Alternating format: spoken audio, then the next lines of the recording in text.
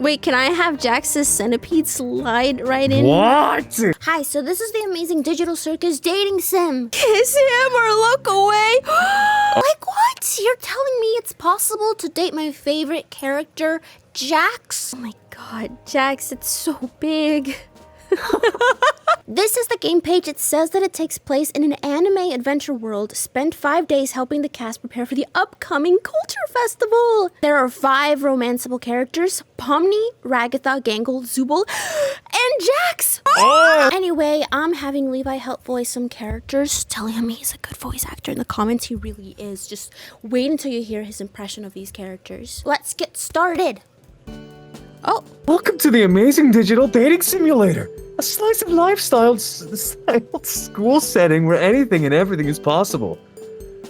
I'm Caine, and I'll be your principal for the duration of your stay here at the amazing digital academy. Yes, principal. That's him. Help your classmates pull pranks on your teachers. Okay. Become a straight-A student or a rule-breaking delinquent. Yes, sir. Okay, if that's what Jax wants me to be, that's what I'm gonna be. Simp. I get it. All this while possibly finding love along the way. But enough. Yes, that's what I'm hoping for. Creation. Just show me Let's Jax. get you enrolled. First things first. What uniform will you be donning? I'll be wearing this one. I'll be a girly. Sounds good. How about your name? What should we call you? Oh, Alex. Oh, that's QK3. Shut up, bro. I'll call you Q for short. Alex, huh? Are you sure you like that name? Yeah, I liked QK3 yes. more. What? That's my name. Alrighty then. That's my name. Alex. Let's head inside. Okay, I'm excited. I want to meet Jax. Hi, my name is Alex. I'm a transfer student to the amazing Digital Academy. My parents moved to the countryside after a vague, tragic event that changed the course of our lives. Nice. After I said goodbye to my old friends, my parents got my transcripts and packed up the car. And we're here. Today's my first day at this new school. Hello, everyone. I glanced down at my class schedule. This should be English 101 with Mr. Kinger. So where is the teacher?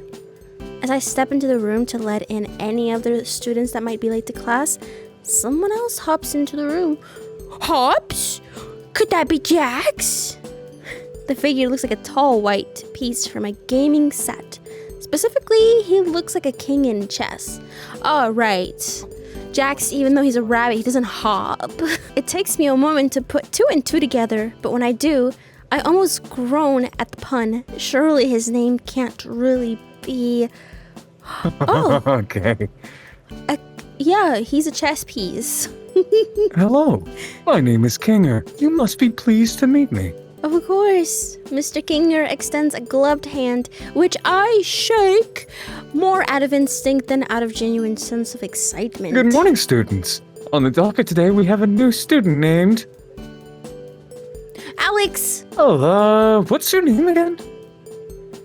My name is Alex. Hello, everyone. I'm Alex. I look forward to learning with you all, and I hope we can all be friends. You're not gonna read the other ones? The other ones were so sassy. Rightio. Go on and take any open seat, Alex. Most of our students don't bite. Wait, most? Who does bite? One of the other students, a purple rabbit, seems to grin at this. Okay. Oh, he's a Keep it biter? down. Keep it down. Keep it down, buddy. I take a moment to think of who to sit by. Alright, just fucking pick him. Just pick him. Oh my god. I get it. Let me see. I sit down with the mischievous looking purple rabbit. I'm sitting next to Jax. Damn, he does look good in that suit. I sit down next to the purple rabbit. He does. Oh my god, he looks like a snack. He looks bored by Mr. Kinger's lecture. As I take a closer look, I see his name is written on a nameplate on his desk. Apparently, his name is Jax. As I get a closer look at Jax, I also see he's working his jaw. Wait, is he chewing gum or he's getting ready to bite? Because he's a biter. He's a biter. He catches me looking at him, and I almost apologize for staring, but I can see he isn't offended. Instead, he grins quietly before putting a finger up to his lips. What is he up to? He takes the chewed gum between his gloved fingers, reaching out towards the girl in front of us. Oh The girl in front of us has a ribbon for a body and a comedy mask for a face. She's paying close attention to Mr. Kinger's lecture, and Jax is reaching out with the gum on his hand. Is he going to stick it on her mask? Okay, that's kind of mean, Jax. Do I warn her or keep quiet and see what happens? gonna be a snitch? Bro, I'm You're not gonna be a snitch on my first day. I'm gonna see what happens. Condone this. Jax reaches forward with a practiced stealth, sticking the wet wad of already been chewed gum to the ribbon girl's mask. Oh my god. The ribbon girl lets out a quiet shriek of discomfort, flailing her arms as she desperately pulls away from Jax. Ew! Jax, what is that? What did you do? Ew! Her whining and desperate flailing is a little funny, even as if she looks around blindly behind her mask. Her movement attracts the attention of Mr. Kinger. Where's going on? He seems aware something is going on, but he doesn't seem to know what. How is this guy teaching us? He seems a little bit dumb, huh? Oh, Zubo. Jax is just picking on Gangle again. Google? Gungle. Sorry. The mismatched figure pipes up from next to Gangle, who is evidently the ribbon girl that Jax just stuck his gum to. Oh, here, Gangle. Let's go to the bathroom so we can wash it off. Oh yes. Carry on then, Zubul. Nothing faces this teacher. Zubul glares, staggers into the rabbit as they leave. Oop. What? It was funny, right? Back me up here. Jax turns to face me. Okay. Yeah, that was hilarious. Jax smirks as I take his side. It was a pretty good prank. No, not really. You're not so bad, new kid. Maybe you can teach these losers how to grow a sense of humor. I smirk back. Maybe things at the school won't be so bad. He's so cute. You're so down, man. I was just settling into my desk and getting used to this place when something burst into the room. Principal Caine, how exciting to have you in our class. The new figure turned to address us. At his side was a bubble with razor-sharp teeth. I don't think I'll ever get used to this school. Oh! Kinger, class, how did you do? Principal Caine extends a hand, gesturing to all of us before freezing in place. With a sound like porcelain grinding against porcelain, his teeth slam shut. His eyes slowly extrude from his teeth, like they're not solid objects. Alex, wasn't expecting you here. What? But you literally assigned me to this class. Manic enthusiasm suffocates his voice as he points his cane at me. Maybe you're the secret ingredient to make this school interesting. Well, I mean, if you want me to, I can make it interesting with Jax. He pauses a moment, rubbing the base of his chin in contemplation for a moment. Is there a reason you're here, Caine? Zubul speaks to him like they're addressing an annoying insect instead of the principal of the school. Caine perks up. That's right. The reason I'm here is to make sure we all have an enriching academy experience. One's filled with fun, danger, adventure. He begins to list more and more descriptors, increasing his breakneck speed until I can't even tell what he's saying. And most of all, interesting to our studio audience. He turns towards the window and stares out of it for a moment. Is he addressing somebody? There doesn't appear to be anyone outside. However, the numbers are in, students, and it turns out our school dramas are just white noise. Normally, this isn't the time I tell you that means the end of the school's life as we know it. Caine bites on his hands in mock horror. The class and Kinger play along, gasping at this revelation. Gangle looks ready to burst into tears. However, my sweet-toothed students, your benevolent principal has found a way to bring public interest back to the school in a major way. At this point, the sharp-toothed bubble next to him pipes up. How are you bringing interest back to the school, Mr. President? President? Principal? Caine shoots the bubble a confused look, but hits his stride a moment later. You see, my little Tomar Emeralds, what's one thing no academy here has ever had? A cast of colorful characters? A competent principal? Adequate funding? Caine shakes his head. Wrong, and surprisingly right, but also not relevant to what I'm talking about. No school around here has ever had a culture festival celebrating the unique talents of its students. Oh! So, I, being a benevolent principal, have decided to put your class in charge of throwing the best culture festival this side of the Pacific Ocean. Make it flashy. We gotta keep the interest of our investors after all. Wait, I'm excited, okay. I'm almost late for my deep tissue massage. Ew. Alright, Kinger, I'll leave you the list of everyone's responsibilities. You all have 5 days. Break a leg, or 2. Okay, will do. As abruptly as he appeared, Caine darts out of the room, disappearing from view as he heads to his appointment. Alright, class. Let's see what roles Caine assigned to each one of you for the Culture Festival. Kinger lifts a paper from his desk and begins to read aloud. Ragatha, as the class representative, I trust you to organize the other students and make sure the festival proceeds with no issues. You can count on me. Zubul and Gangle, you two will work on art to promote the festival. We have a pretty big school here, so only plenty of posters and some art displayed during the festival. I don't know. I still don't have anything I'm comfortable showing everyone else. Oh. Omni and JAX, look up what a culture festival is. Shouldn't I do that before we start making posters? No, I like this idea. Plus, we get to see what Gangle comes up with her posters. If it's anything like what she comes up with when she draws Ragatha. Jax!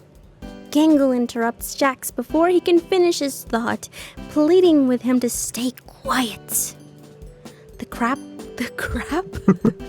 class erupts into chaos as Zubul and Gangle argue with Jax. Pomni tries to find out what a culture festival is, and Ragatha tries to savage what remains of class and get her classmates to pay attention. For his part, Mr. Kinger seems content to let the students bicker amongst themselves. Maybe he didn't have the respect of his lesson planned and is just waiting out the lunch bell. As if I had summoned it by thinking of it, the lunch bell sounds. Everyone drops their arguments and files out of the classroom. Time to find out what I'm doing for lunch. Are we hanging out with Jax? Of course. After my chaotic first half of the day, I had worked up quite the appetite. The cafeteria was bustling with unfamiliar faces around me. There was a selection of places to buy lunch, but none of them stood out from one another. I pick up something to eat at the nearest food place and set about deciding where to sit down. Still, as I scan the bustling lunchroom, I don't recognize anyone from class. Ooh, let's see, I could check the library. Maybe Pomni or Jax is there trying to find out what a culture festival is. You think so? You think he's actually... How do they not know? He's actually trying? I walk into the library with my tray in hand. I peer through the rows of dusty, cluttered shelves, and I see Jax and Pomni by the tables in the middle of the library. Even from there, I can tell Jax is up to trouble. He's tapping his foot impatiently and pacing back and forth. I can barely make out Pomni, craning her neck to peer up into the tall bunny's yellow eyes. As I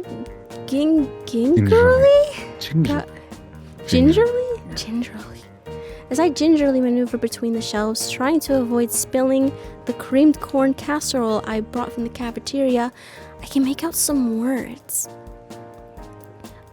Going to with Kinger asked us to. I can't hear Jax's response, but I don't have to, as he mimics Pomni's mannerisms, tilting his head from side to side. As I get closer, I can hear her trying to reason with the stubborn rabbit. We should at least try to do what he said. I don't want to be the only one who didn't do anything to help. Against my better judgment, I creep closer, nearly tripping over a step stool. I managed to step into the earshot. Why? This whole thing is pointless, and no one will even notice if we bail. Trust me. Jax crosses his arms, leaning back and letting out an annoyed sigh. As he leans back, he catches sight of me. Hey, new kid. Oh, he's noticing me. He calls out to me. What do you think? We should ditch the dumb culture fair thing, right? Their name is Alex, Jax. Second off, they were in class with the rest of us. I bet they want to stay on Caine's good side as much as the rest of us. I bet they'd rather do something fun, like pulling an epic prank. Huh? Pomni gives me a meaningful look. Jax shoots me with a mischievous grin. I feel like I should choose my response carefully here. You should choose it carefully. What? Oops. Which one? Wait, that sounds fun, Jax. I don't care about the culture fair. Let's go pull a prank. Alright, bro. Alright. See, Pomni? The new kid's cool. Alright. Well, you two have fun then. She turns back to the shelves while Jax ushers me out in the library. Later, Pom-Pom. We're actually hanging out. That Pomni, huh? She can be so needy. Jax smirks, rolling his eyes. Not like you, huh, new kid? Oh, okay. I'm not sure how to proceed for a moment, but I have a feeling I know what Jax wants me to say. Yeah, I'm down for anything. I give Jax finger guns. Ew. He's gonna get the ick, which he scoffs at before grinning at me. You're so cringe. Alright, since you're so eager to get on my good side, I came up with something fun for us to do. Let's go on a little field trip outside. Are we allowed to do that? Ugh. Jax rolls his eyes. Jeez, you sound like a broken toy. Is that the only thing you say? I shake my head. I don't want to disappoint Jax. It doesn't matter what we're allowed to do. It matters if we get caught. So keep up, new kid. He finds a door leading to a field, slyly pushing it open before bounding through. I have to sprint to make it through before the door locks. The door leads us out onto a softball field. I didn't even know this school had a softball team. Jax gets on all fours, putting his head almost even with the ground as he crawls around. Is he looking for something? Jax, did you lose something out there? Shut up. I'm looking for something. In the few hours I've known him, I've never seen Jax take anything so seriously. I get down on my hands and knees too, checking each blade of grass for anything remarkable. What are we even looking for? I'm so focused, I forget my surroundings, bumping face first into the seat of Jax's pants. he wheels on me. Ooh! Don't try to get fresh with me, new kid. I blush as I crawl back a few paces. Sorry.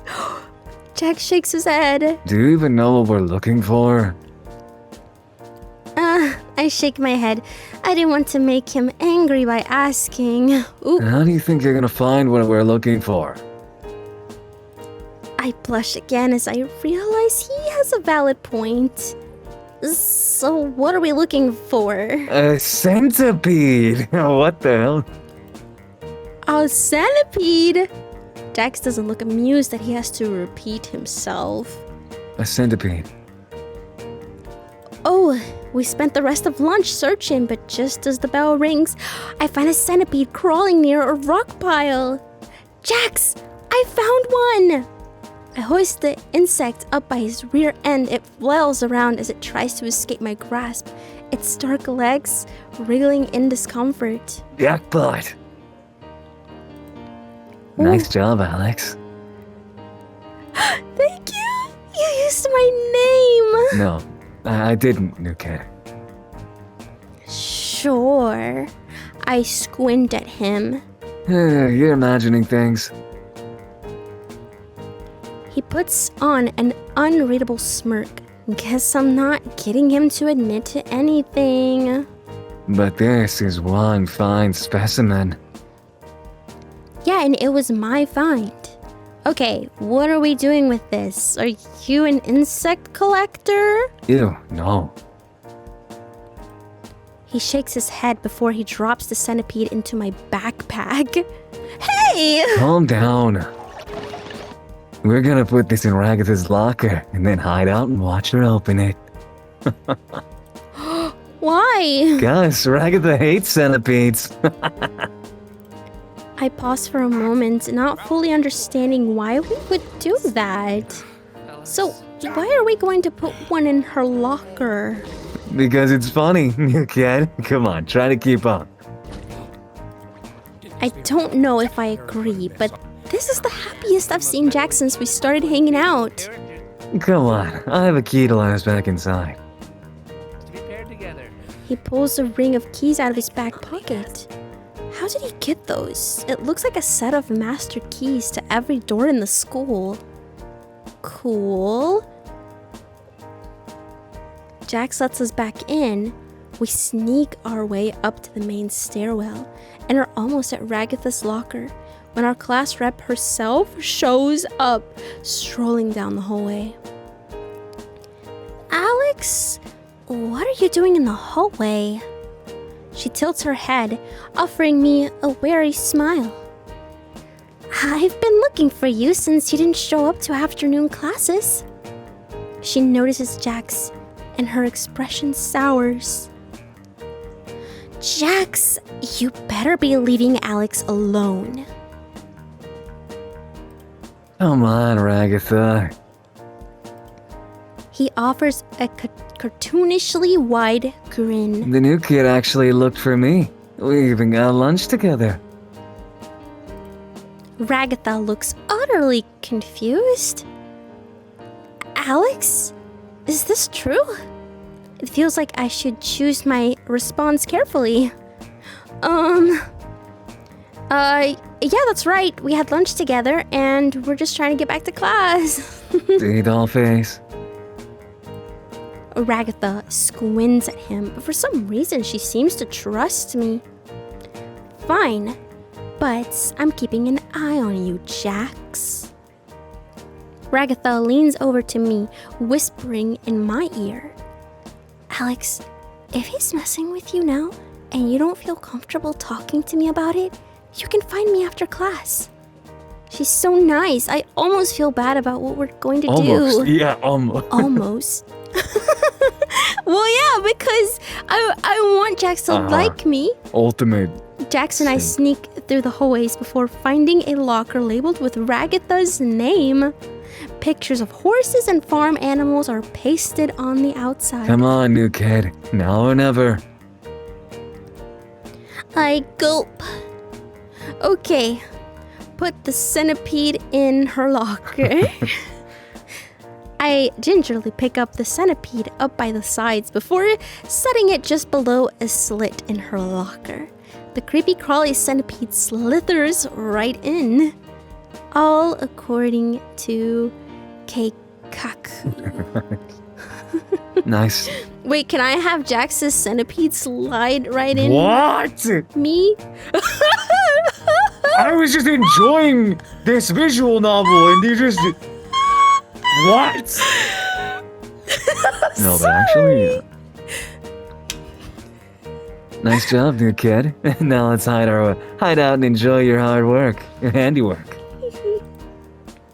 Fucking wow. We hide behind a corner and wait. The bell to dismiss class rings a few moments later. We were cutting it close. Oh boy. Ragatha finds her way to her locker, entering her combination. And then... Ragatha's locker springs open. The centipede lands on the front of her uniform, and she looks down, horrified. Jax! What? Why would you put a centipede in my locker? You know how much I hate them. Why does it have to be me? Because only you would do something like this. Jax looks away slyly before taking credit for our prank. You got me, Raggy. But you should have seen the look on your face. Wait, he didn't snitch on me. Ugh, you're You're terrible. doing disrespect. Huh. She storms off.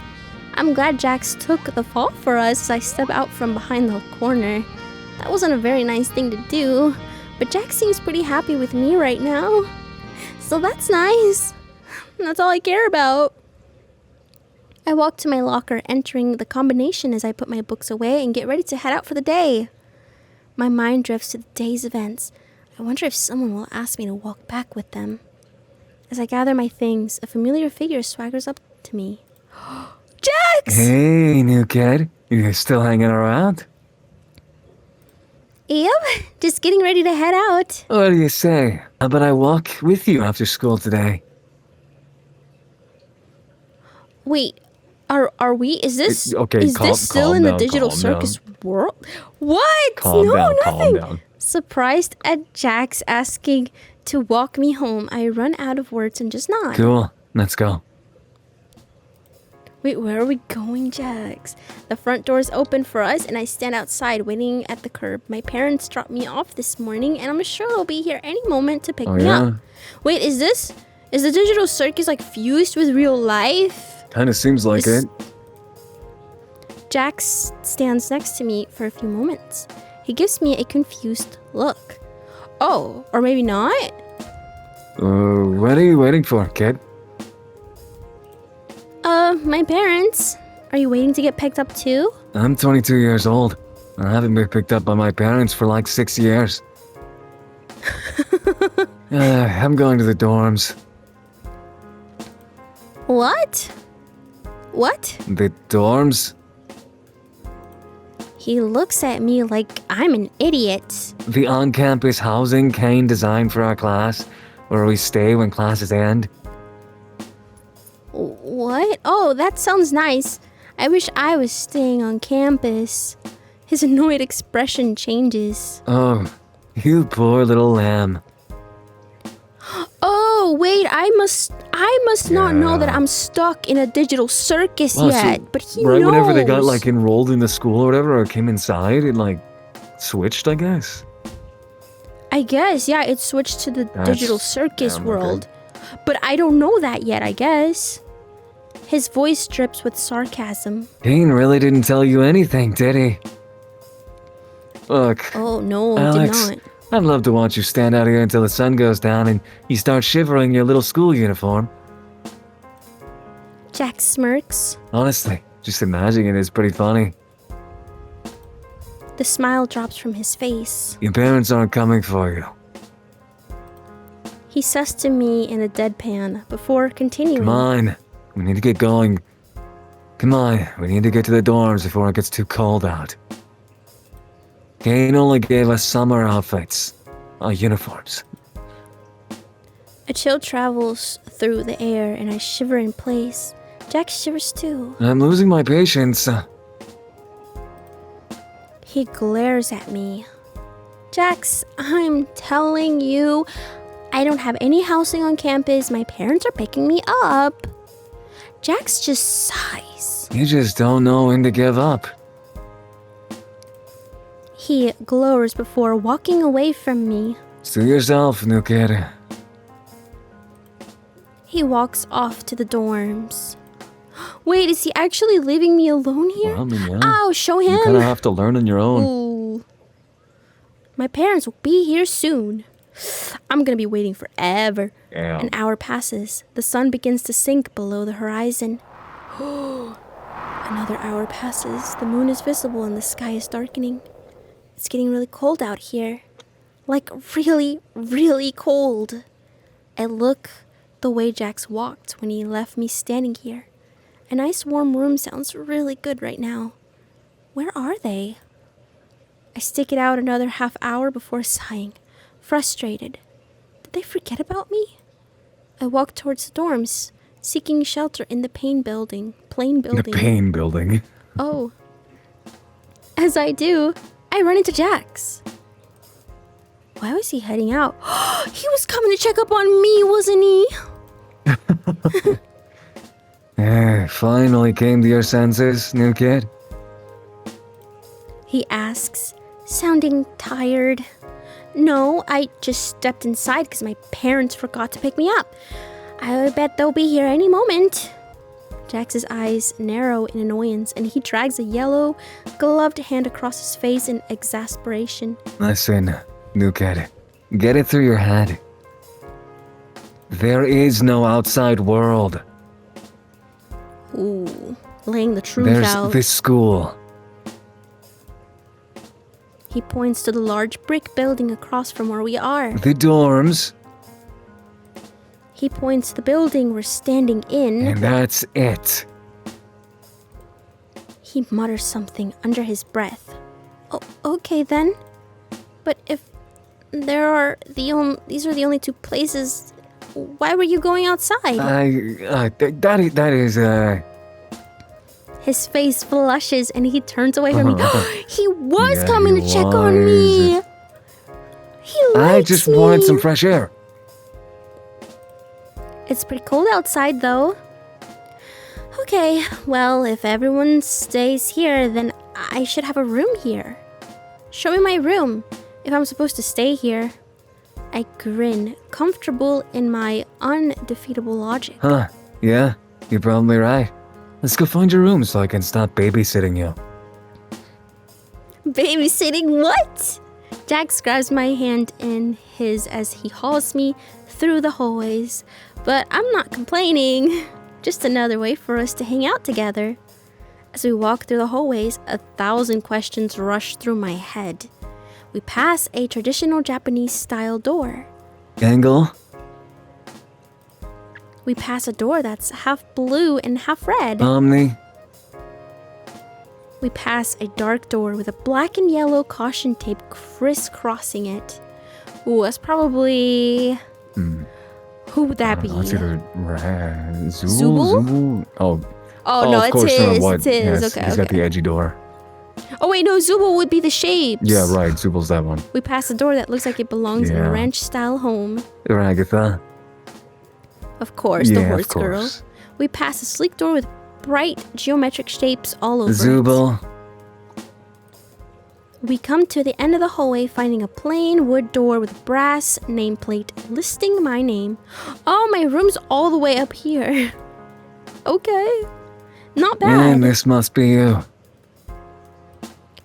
I stand there in stunned disappointment. Are you going in, or...? He looks sort of annoyed I haven't opened the room yet. I twist the handle and open my bland door into an equally bland room. A gray mattress sits atop a wooden bed frame with plain white pillows. A dark green comforter with the school emblem on it has been neatly folded. In the back right corner, a beaten-up metal desk sits with a computer that looks almost as old as the desk. A neat stack of papers and a set of black pens and pencils have also been provided. Oh, pretty boring. I tried to look around the room for anything to dispute these words, but come up empty. He walks to the center of the room and looks around at the plain interior. Not beating the NPC allegations with this one. Hey, I'm not an NPC. Wait, I'm not, right? Because NPCs can't stay in this world. Yeah, I mean... Huh? Nice. NPC? You think Caine would have put a movie poster or something up? Come on. Guess he thinks you're boring, huh, Alex? What? No, I'm sure my parents just... Jax has stopped listening by this point and is striding out of my room. What a waste of time. Wait, Jax, aren't you going to say good... Damn. Jax slams the door in the middle of my sentence. Night? I give up on any expectations I have for Jax being polite. Even if he skipped out on saying goodbye for the day, I feel like I might be making a connection with Jax. Maybe? I lay down on my bed, defeated by the day. It doesn't take long for me to drift to sleep. Oh. It doesn't feel like I was sleeping long when the lights in my room flash on, as if overridden by some remote console. The room to my dorm flies open as confetti sprays from the fire sprinkler. Doesn't that violate some sort of building safety code? Hello, my darling Toy Box characters! Principal Caine announces from what sounds like the hallway. Oh well, time to investigate. What is going on? Caine, what the fuck are you trying to pull this late at night? Zubul! His laugh is fast, forced, and manic, as if he's used to this treatment but none too pleased by it. You're lucky I even let you get sleep. This he blurts out in a harsh monotone before recovering his cheery demeanor. I'm here because even with the culture fair pulling in new viewers, we're still not hitting the numbers that the Academy needs us to. Which is why I've secured us a sponsorship.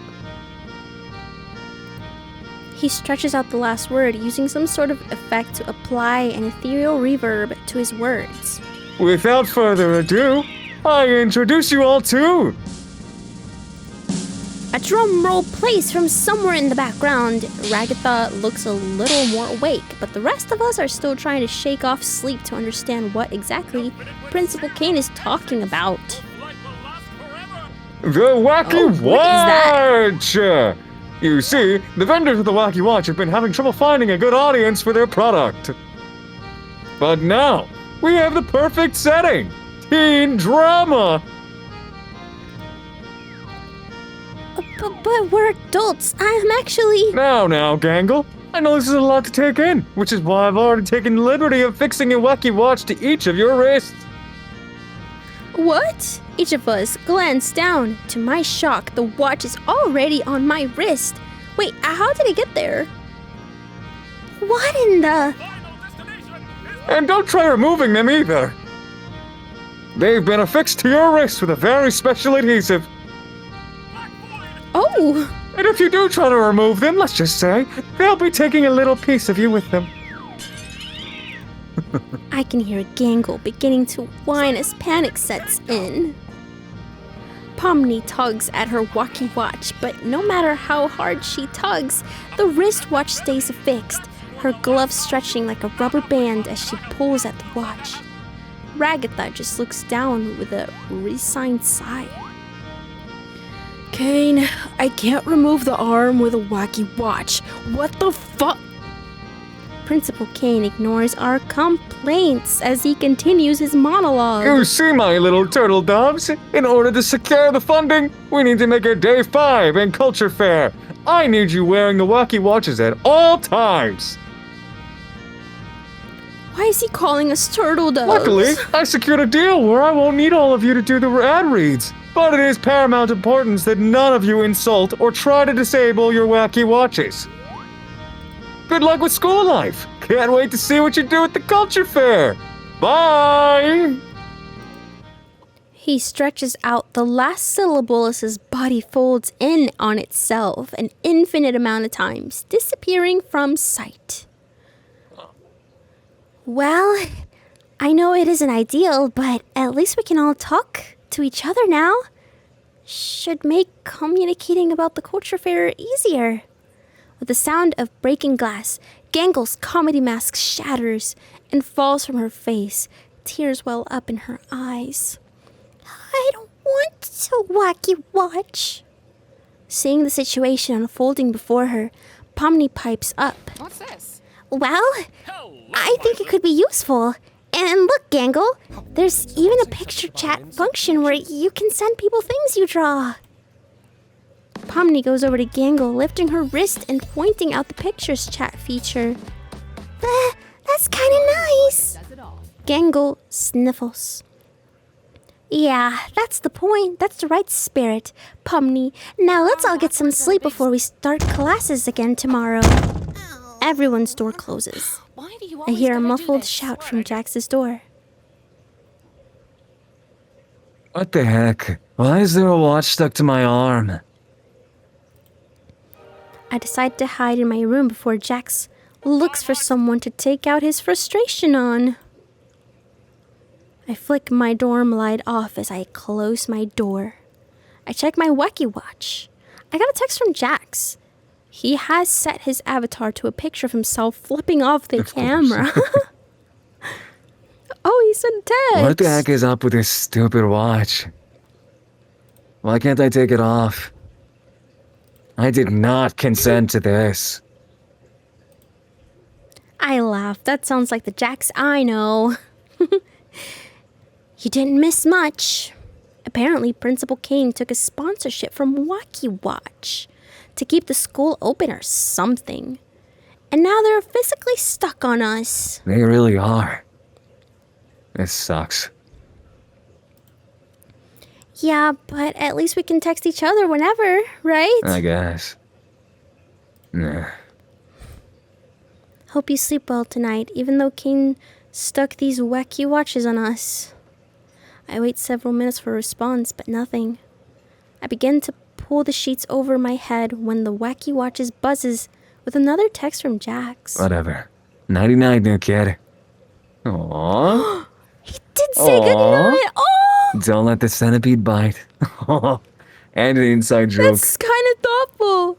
Yeah. Yes, we already have Yeah. inside jokes.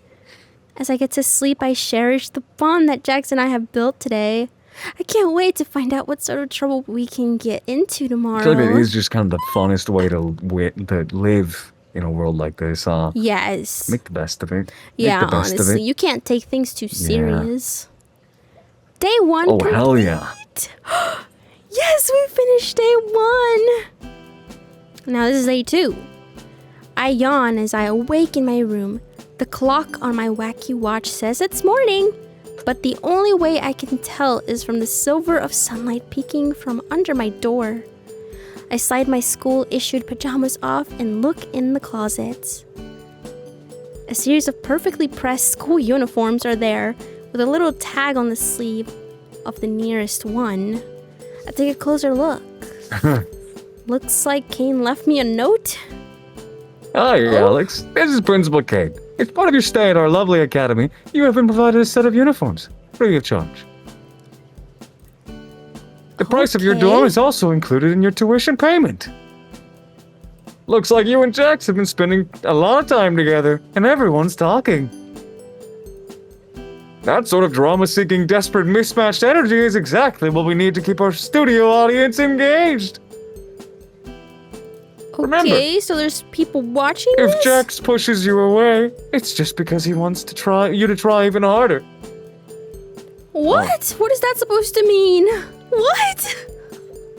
As I pull my uniform over my Wacky Watch, I glance down at it. I have a text from He's Jax. texting you first, huh? Yeah, that's That's kind of sweet. You heading to school yet?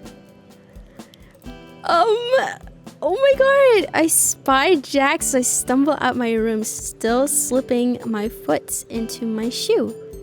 Jax, wait up! You wanted to walk to school together, right?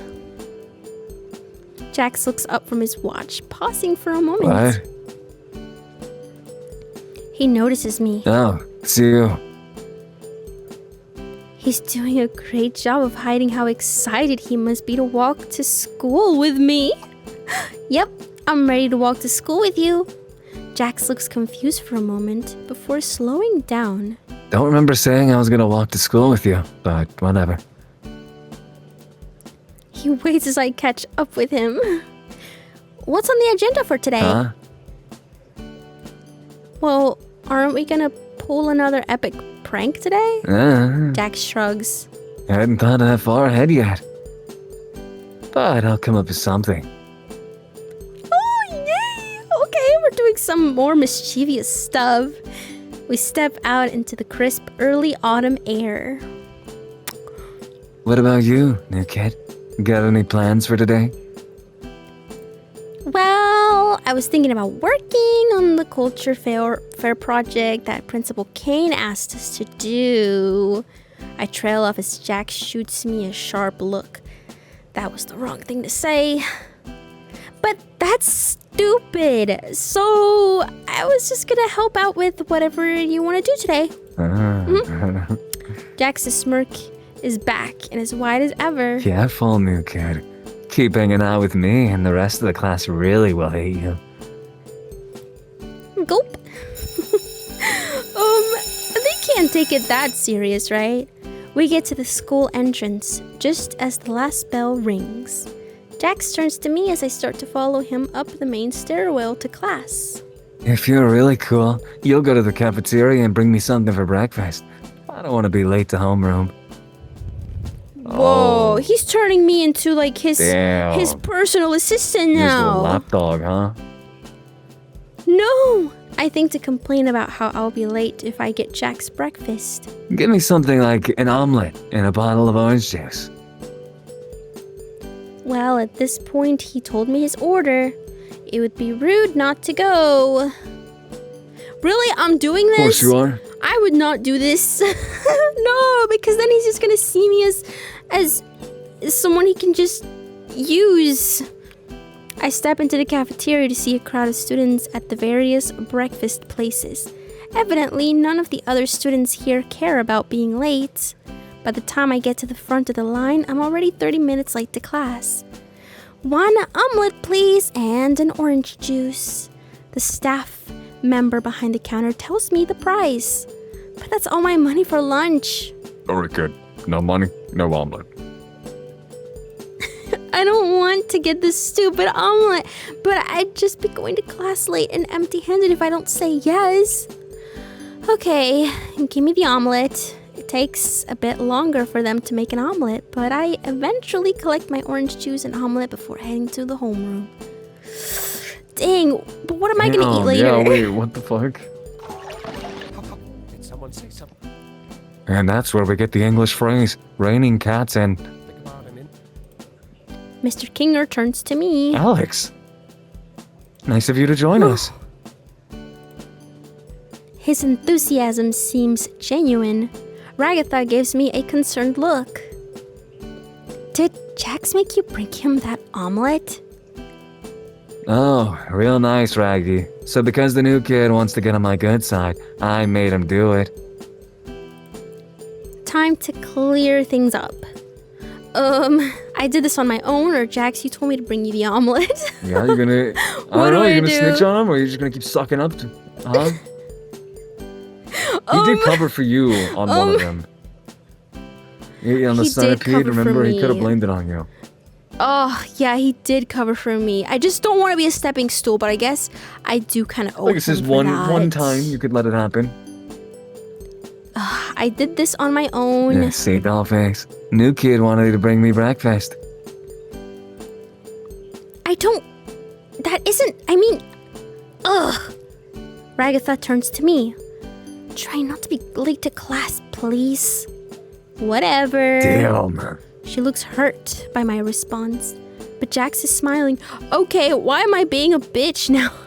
Jax pats the seat next to him, discreetly taking my breakfast from me. After a few minutes, Ragatha spots Jax eating the omelet and wheels on us. See? She raises a hand. Kinger, Alex said they brought lunch for themselves, but Jax is eating it. Who's eating Jax? No, he seems genuinely panicked by the prospect. Jax is eating. Alex brought breakfast and now Jax. Ugh. Mr. Kinger turns around. Alex isn't eating Jax, Ragatha. Everything is fine. He gives her a reassuring smile. Ragatha splutters for a few moments before sulking, burying her face in her arms as she leans forwards on her desk. Never mind, I give up. She groans into her arms. Jax and I share a conspiratorial grin. The lunch bell rings, dismissing the class. I make my way to the lunchroom. Oh, but I have no money for lunch. Did Jax even think about that? As I'm exiting the lunchroom with my tray, I spot Jax. He's eyeing Gangle like a lion stalking its prey when I catch up to him. Or like a bunny stalking its carrot. I spend a few moments racking my brain for something that might be hunted by a bunny before Jax notices me. Oh, new kid. Good. I think you can help me out. Can you keep Gangle busy for a little bit? I want to try something funny. I nod. I walk up to Gangle. So, anime, huh? What? She looks genuinely confused, which makes sense. This is one of the first few times I've ever talked to her. Luckily, I'm a master of subversion. You know, anime. It's the happening thing. It's hard to be this cool. What am I saying? I guess? She must be intimidated by my charisma and looks. Time to dial it back a little. Yeah. Yeah, if you say so. I think it's cool. Huh? I honestly didn't expect that from you, Alex. Well, if you want to talk about anime, I guess I have a moment. She smiles at me, an attempt to disarm me that won't work. Which anime do you like? The cool ones. She called my bluff. Red alert. The cool ones? I stumble over my words for a second. How about you tell me about the ones you like? Oh, don't get me started. I like Yo-Yo, Hot Choco, Quad Gun, Uzumaki Ninja, Inuyasha. Oh, God. All the animes are... I keep nodding and smiling as Jack sneaks up behind Gangle, a shot back in hand and a dark grin on his face. He's just about to press the power button when... Is that Zubul? And they're holding a corn cob? Jax is scared of corn, right? Oh, right, he is. Jax's eyes fly wide as he notices them, stepping back slowly, but tripping over the shop vac. Why is he scared of corn? Is he? The lid goes flying as my poor companion trips over it, dust caking his entire body. Zubul! Gangle turns around to see what the commotion is. I rush to Jax's side. Leave Gangle alone, or this won't be the last time you see a corn cob in an unwelcome location. Ew. Jax is still spluttering, covered in dust. Caine himself has come out of his office to see what the chaos is about. What's going on here? You, Alex, tell me what happened. Jax was trying to mess with Gangle. Zubul stopped him, or Jax was walking around when Zubul attacked him with the shop vac. Are you gonna straight up Wait, lie? what do I don't know if I want to lie. But I don't know if I want to I don't know if I want to snitch on Jax, because he kind of stuck up for me. You know, those 2 times when I can't. I gotta stay loyal to Jax. I'm sorry, Zubul. Jax looks confused for a moment, but then grins as he realizes I'm getting us both out of this. Yeah, that's right. I was just trying to clean and Zubul over here attacked me. Are you seriously implying? Now, Zubul. You really shouldn't be harassing the cleaning staff. Jax here asked me earlier if he could use the shop vac to clean the tops of the lockers. I was surprised, but impressed by his go-getter attitude. Shame on you for disrupting his cleaning activities. Caine, that's not what... Chop chop, Zubul. You're coming to my office while I decide what to do with you. Damn. Oh, no, I didn't mean to get Zubul in trouble. In the meantime, Bubbles. He claps his hands. Bubble manifests out of seemingly nowhere. What's up? Clean this up. Bubble opens his mouth, extending an unnaturally large tongue as he begins to lick up the dust from the shop vac. Caine stands there, his jaw agape. Are you like this? By this point, Gangle has made herself scarce, and Zubul is stumping off to the principal's office. As you were, Jax and Alex. We make ourselves scarce as well, heading to the school entrance as the bell rings. Oh, that was a bust. But at least we got Zubul put away. I didn't really mean to. Didn't you? Hey, Jax, what happened back there? What are you talking about? He gives me a confused look. The, corn thing? Don't know what you're talking about. He tries to keep walking. Oh no, Jax, you're not getting away that easily. I grabbed the small corn cob off my lunch tray and pointed at him. His eyes widen. Put that down. I smirk. Aha! So you are scared. He ducks his head, looking to see if anyone is in earshot around us before addressing me. Fine. Yeah. I don't like corn. The seemingly unflappable Jax has been flapped. Still, he's obviously uncomfortable, so I toss the corn into the nearest trash bin. So, what is it with corn?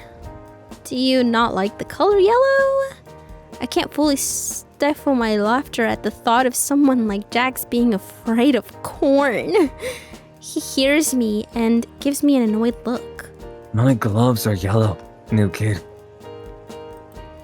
Good point. What is it then? He waits until we are significantly away from the other students before answering me. Is he actually gonna tell me? All the little kernels are just... Ugh. Is it like trypophobia? He gives me a revolted expression before smirking. But I don't think you have the upper hand just because you know about me, new kid. I'll find out what bugs you. I shrug, trying to play it cool like him. Nothing scares me. Jax grins at me. I don't buy that for a second. Don't worry, I'll find out. I gulp. Anyways, new kid, you heading back to the dorms? Yeah, I don't have anything else to do today, so... Cool, me too. I stand awkward for a moment before going for it. Do you want to walk back together? He raises his eyebrow at me before returning to his normal demeanor. Yeah, why not, Alex? You said my name! Oh, I guess I did. New kid is so... I don't know. cumbersome. Anyway, I was just screwing with you. I know. I just like hearing you say my name. Jax gives me a pointed look. You made it weird, new kid. Jax sighs. But hey, you can at least distract people. Of course, what was I thinking? So you're not entirely useless to me. So I guess I'll keep you company on the way back since nobody else will. Yep, that's for sure after today. We make our way back to the dorms. The chill air causes us to shiver and run for the entrance.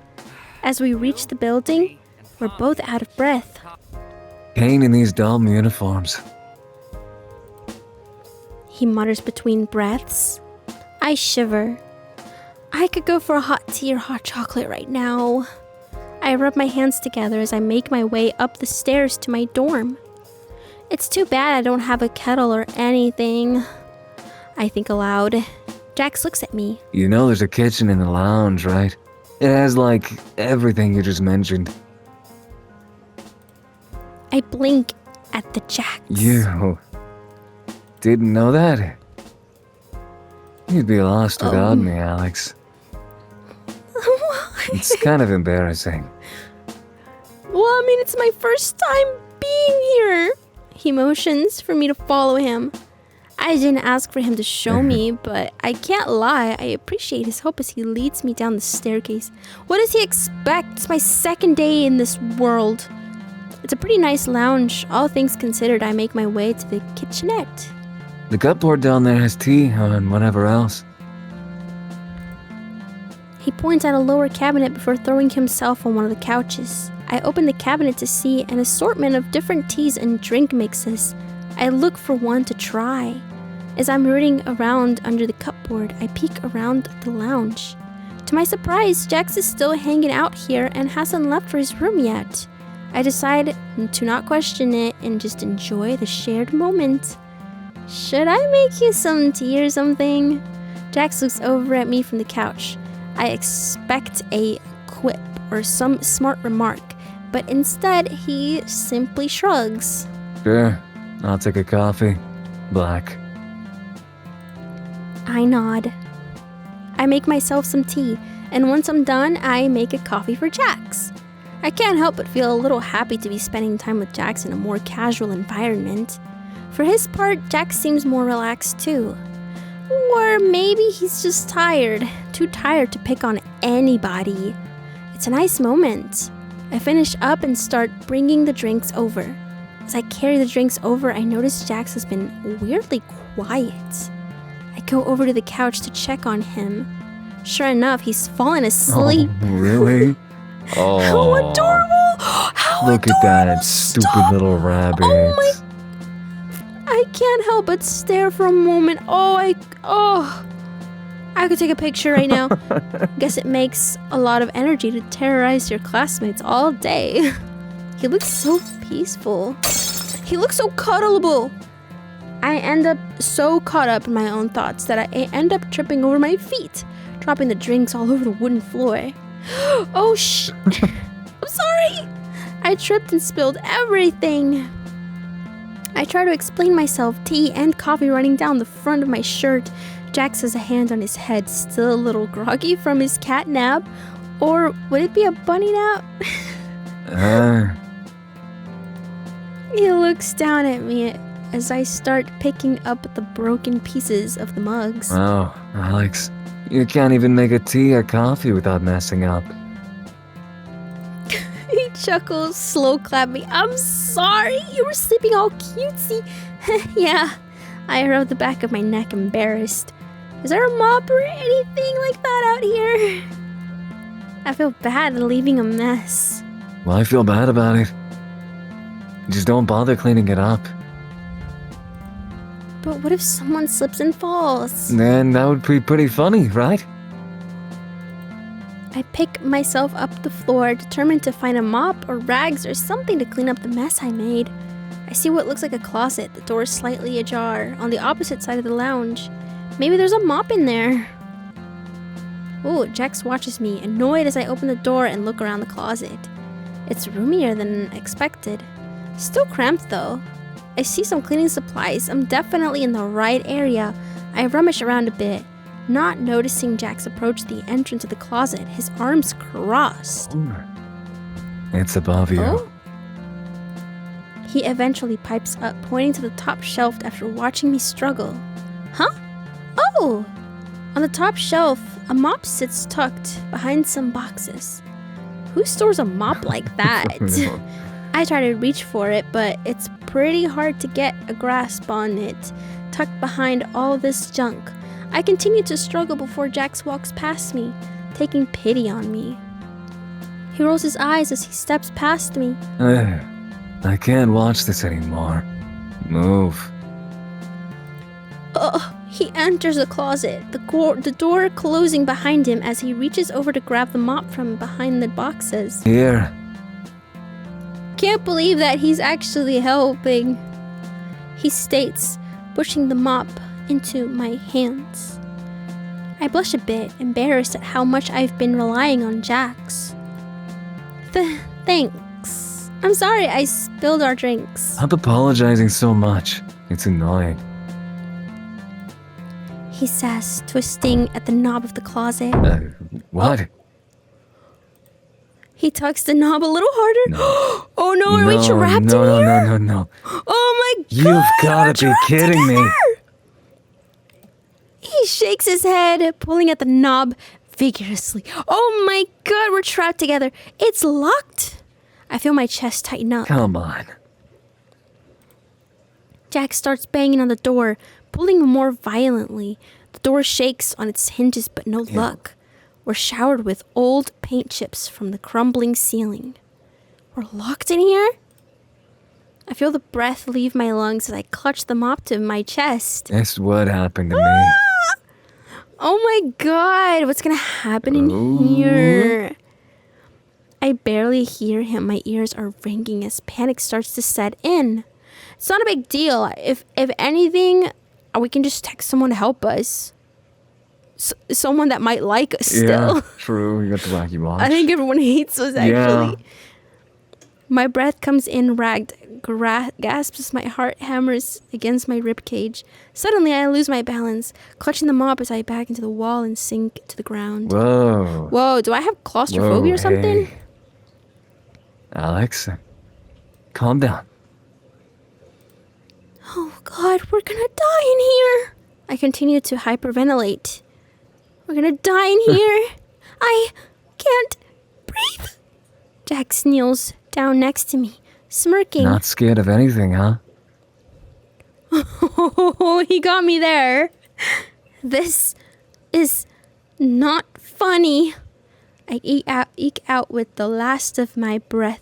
Jax lets out a sigh. Yeah. Ooh. Well, we're not gonna get anywhere with you freaking out like that. Dang it, we're not gonna kiss with me freaking out like this. He sits against the door, facing me. Just breathe. I'm trying. Well, I don't know. Close your eyes then. Stop freaking out. He tosses his jacket over my head. Imagine you're on a wide open rooftop, or wherever your happy place is. I can't breathe in here. I manage as I cover my ears with my hands, clenching my eyes shut as I try to imagine I'm in a wide open meadow. It's surprisingly helpful. My breathing shifts from ragged, panicked gasps into a slow, peaceful rhythm. Yeah, you alright? Can't talk. Just breathing. I hate to admit it, but if I do anything but focus on deep breaths, I start to panic again. I'm barely able to muster the strength to talk. How long do you think until someone finds us? Who knows? He looks up at the ceiling and chuckles. I bet if they knew I was in here, they wouldn't bother opening the door. He laughs again. It's a hollow laugh. But right now, I can only focus on me. My head is planted firmly in my knees as I continue to clench my eyes shut. Don't you have any friends here? At school? Jax goes quiet. Well, definitely not Ragatha. She's way too fake, and annoyingly positive. She's always trying to pretend everything is great and awesome. It's exhausting. Gangle is just sad all the time. It's not like she has a backbone. Zubul just chooses to be difficult to get along with. They're really a stick in the mud. Pomni's alright, but she's always worrying about what everyone else thinks. Jax's confession about how he feels about his classmates distract me from our cramped situation, if only for a few moments. Wow. Is there really nobody at this school you like? Jax remains silent as he looks away, a tinge of red on his cheeks. I can't help but blush myself before putting my head back into my knees. What was that? Suddenly, Caine pops out of thin air. His booming voice makes us both jump. Oh, There you two are! Thought you could get past the curfew rule by hiding in here, huh? No! You little scamps! No! Bro, we were they having about a to moment kiss here. or some shit. For some reason, he pops up inside the cramped space of the closet instead of opening the door. With a snap, we're instantly transported to our respective rooms. I feel relieved being back in my spacious room. I flop onto my bed, completely worn out from that whole ordeal. Still, I can't stop thinking about what Jax said and what he didn't say. Why was he so quiet after I asked him if he liked anybody? He couldn't have meant... I wrap my pillow around my head as I stare at the wall. Surely not. I must be delusional. As I get under the covers for the night, I can't help but think about what or who he could have meant. Damn. Day 2. Oh, Complete. that was really Oh. cute so far. I know. Are we gonna kiss Jax? I wake up to my usual alarm and get ready for the day. It takes a little longer than usual. I didn't sleep well last night. Why didn't I sleep well last night? Did Jax come into my room? What I happened couldn't after stop that? thinking about what Jax said yesterday. I brush my teeth and put on my uniform. To my surprise, I hear a knock at the Oh door. my god, is it Jags? I think for a few moments about who it could be before deciding to just open it and remove the mystery. Jax? To my surprise, Oh, it's Jax! shit. Girl, that is not a surprise. He is so into us. He really is. He leans on the doorframe, grinning his usual confident grin. Rise and shine, Alex. Ready to head out? I'm a little flustered as I try to find my words, finishing pulling on my uniform and suddenly very concerned about making sure everything is neat and covered. Oh, yeah. I was just gonna try and pick something up to eat real quick before class. I don't want to be late again. Jax rolls his eyes. Why? It was so funny yesterday. He's still wearing that same confident grin. I giggle awkwardly. Yeah, but I don't want to make a habit of being late. I turn and lock my door while Jax waits for me. Once I'm sure the dorm is locked up, we start walking to school together. Yeah, you guys are walking to school every day, huh? Oh, everybody's gonna start talking about it. It's like, ooh. I mean, do you think they care though? Like, oh, it's. Well, you guys why are- wouldn't they? This is No exciting, one really right? likes Jax though. Like, Pomni, I guess, is kind of chill. That's true. It's not really a flex in digital circus. They're just gonna No. be like, oh, I feel so bad for her. She doesn't know what she's Yeah, in she for. doesn't. Yeah, he's using her or some shit. No, but I can change him. Okay. Actually, you might be able to. He's pretty cool. The fall air is cool against me. I shiver again. You're right. These uniforms do suck. Jax nods. Yep. When Caine designed this school, it was early spring. What? Then the seasons just kept changing. And we couldn't convince him to make us new uniforms. Said to put it in the suggestion box. What? And I guess he forgot to put up one since we never found one. We ended up having to just ditch the blazers for the summer. but you can't do anything about the cold. He shivers, rubbing his arms, his breath visible on the autumn air. Bro, you look warm. What are you talking about? I'm wearing a skirt. I lean in a little True. close, and Jax doesn't stop me.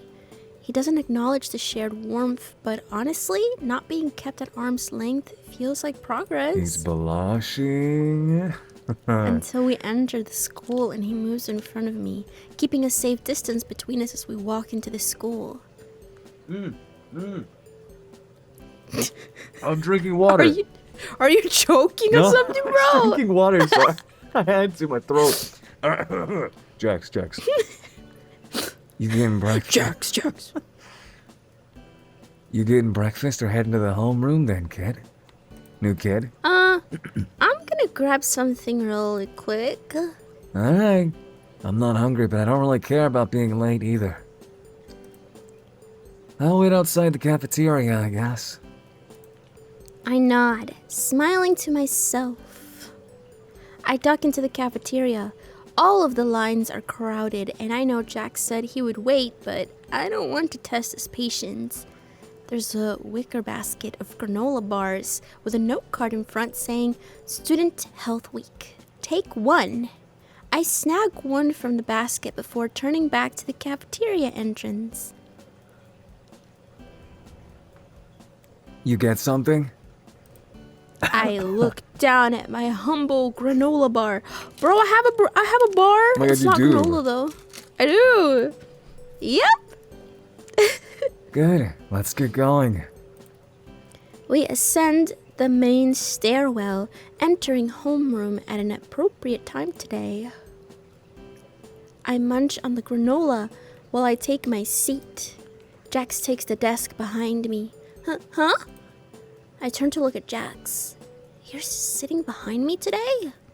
Jax flashes me a grin. You're so observant today, Alex. He rolls his eyes. What's the problem? Don't trust me?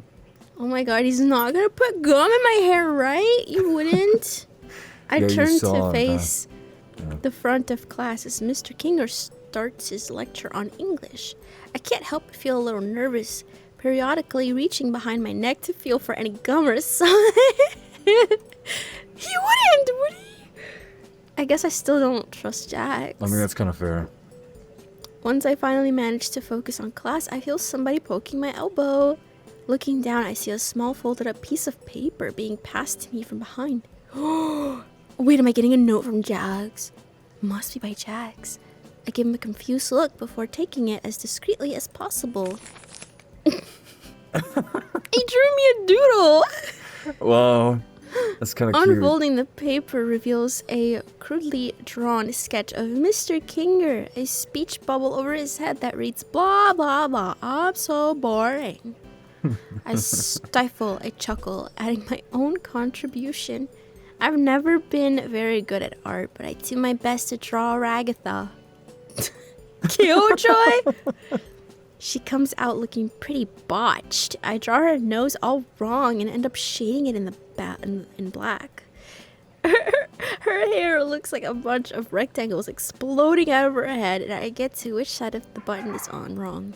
But I hope it gets to a point across. I add an arrow with the words, Killjoy! Just before I hand it back, I add another arrow with the word, boring, written on it. I pass the note back, and Jax quickly swipes it from me. I hear him let out a small exhale through his nose before the sound of his pencil scratching again. He takes some time before passing the note back. Oh my god! He's running them over! Dang, his drawings are good, actually. They actually are. I open the note to see what he was working on. This time, there's a sketch of him in a large truck, heading for the previously drawn sketches.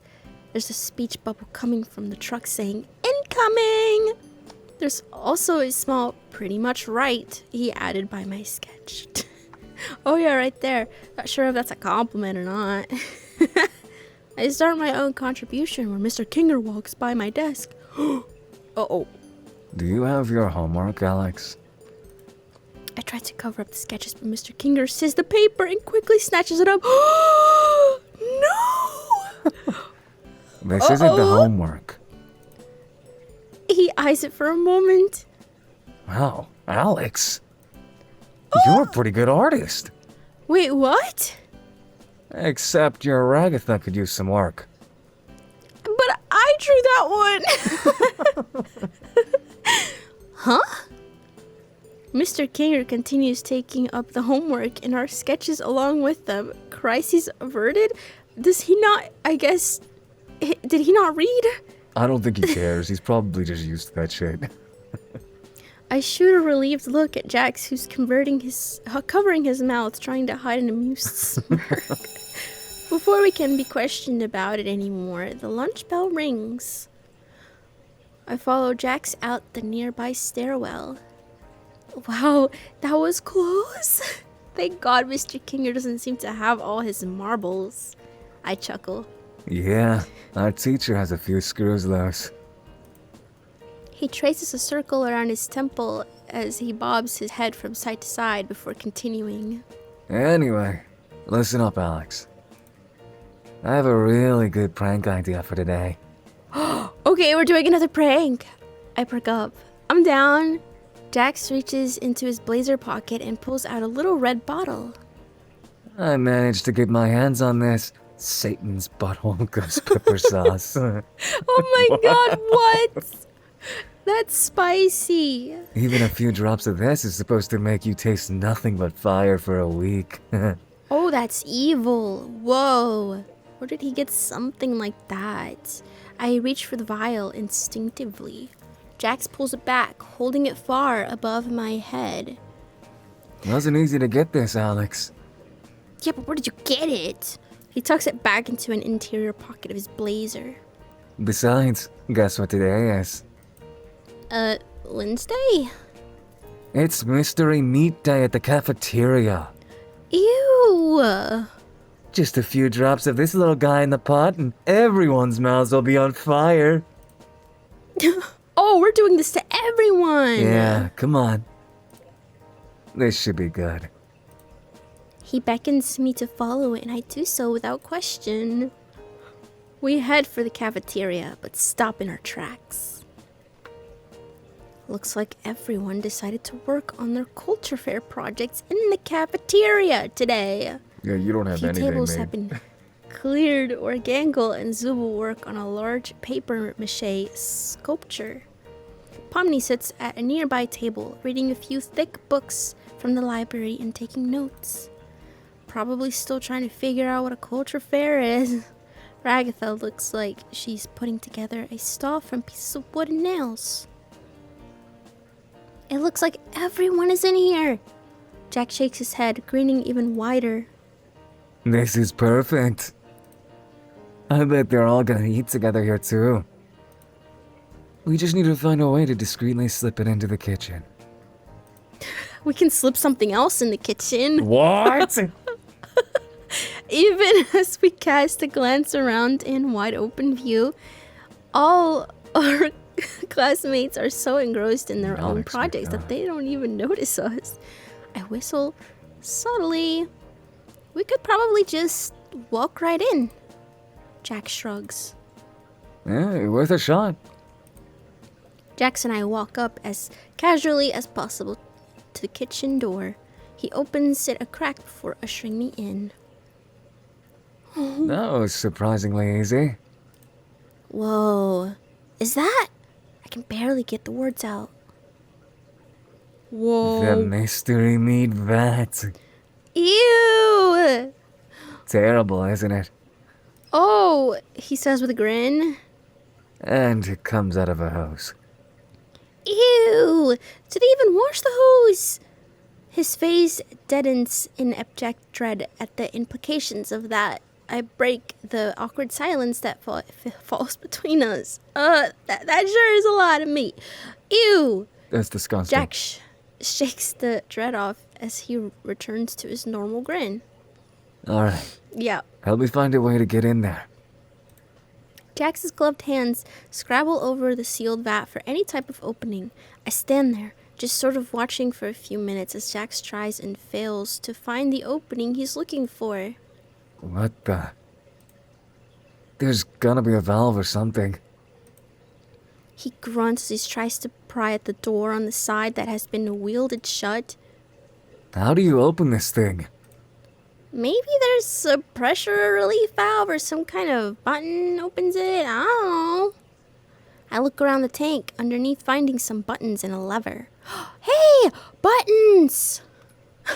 That's not good. We don't know how to open it.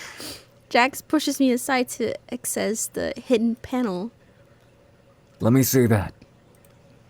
He stares at the panel for a few moments. Jax starts pushing random buttons. Are you sure that's a good idea? A metallic, whirring sound begins as the tank controls seem to come to life. Oh my god. The hose begins to croak and whip around my thick, brown, sludgy stream of mystery meat comes Ew. flowing out. Ugh. Ew! Uh-oh. Turn it off! I scream, panicking as the sludge begins to flow towards us. Right. He tries another button. The hose begins to whip around like a snake in its final moments. Molten meat sludge spraying all over the room at higher volume than before. Ew! Ew, ew, ew! Wow. Please stop hitting random buttons! I tuck my head under my arms as I duck. We gotta get out of here. Dang, that was a fail! Jax and I rush for the door, dodging jets of hot meat juice while we make our desperate escape. We burst out the door like a bat out of hell. The hose has a mind of its own, the nozzle wedged in between the door and the frame, oscillating up and down like it's a living creature.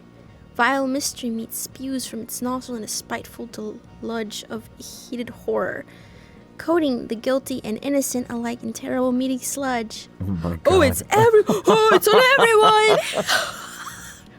The sludge flies across Pomni and her books.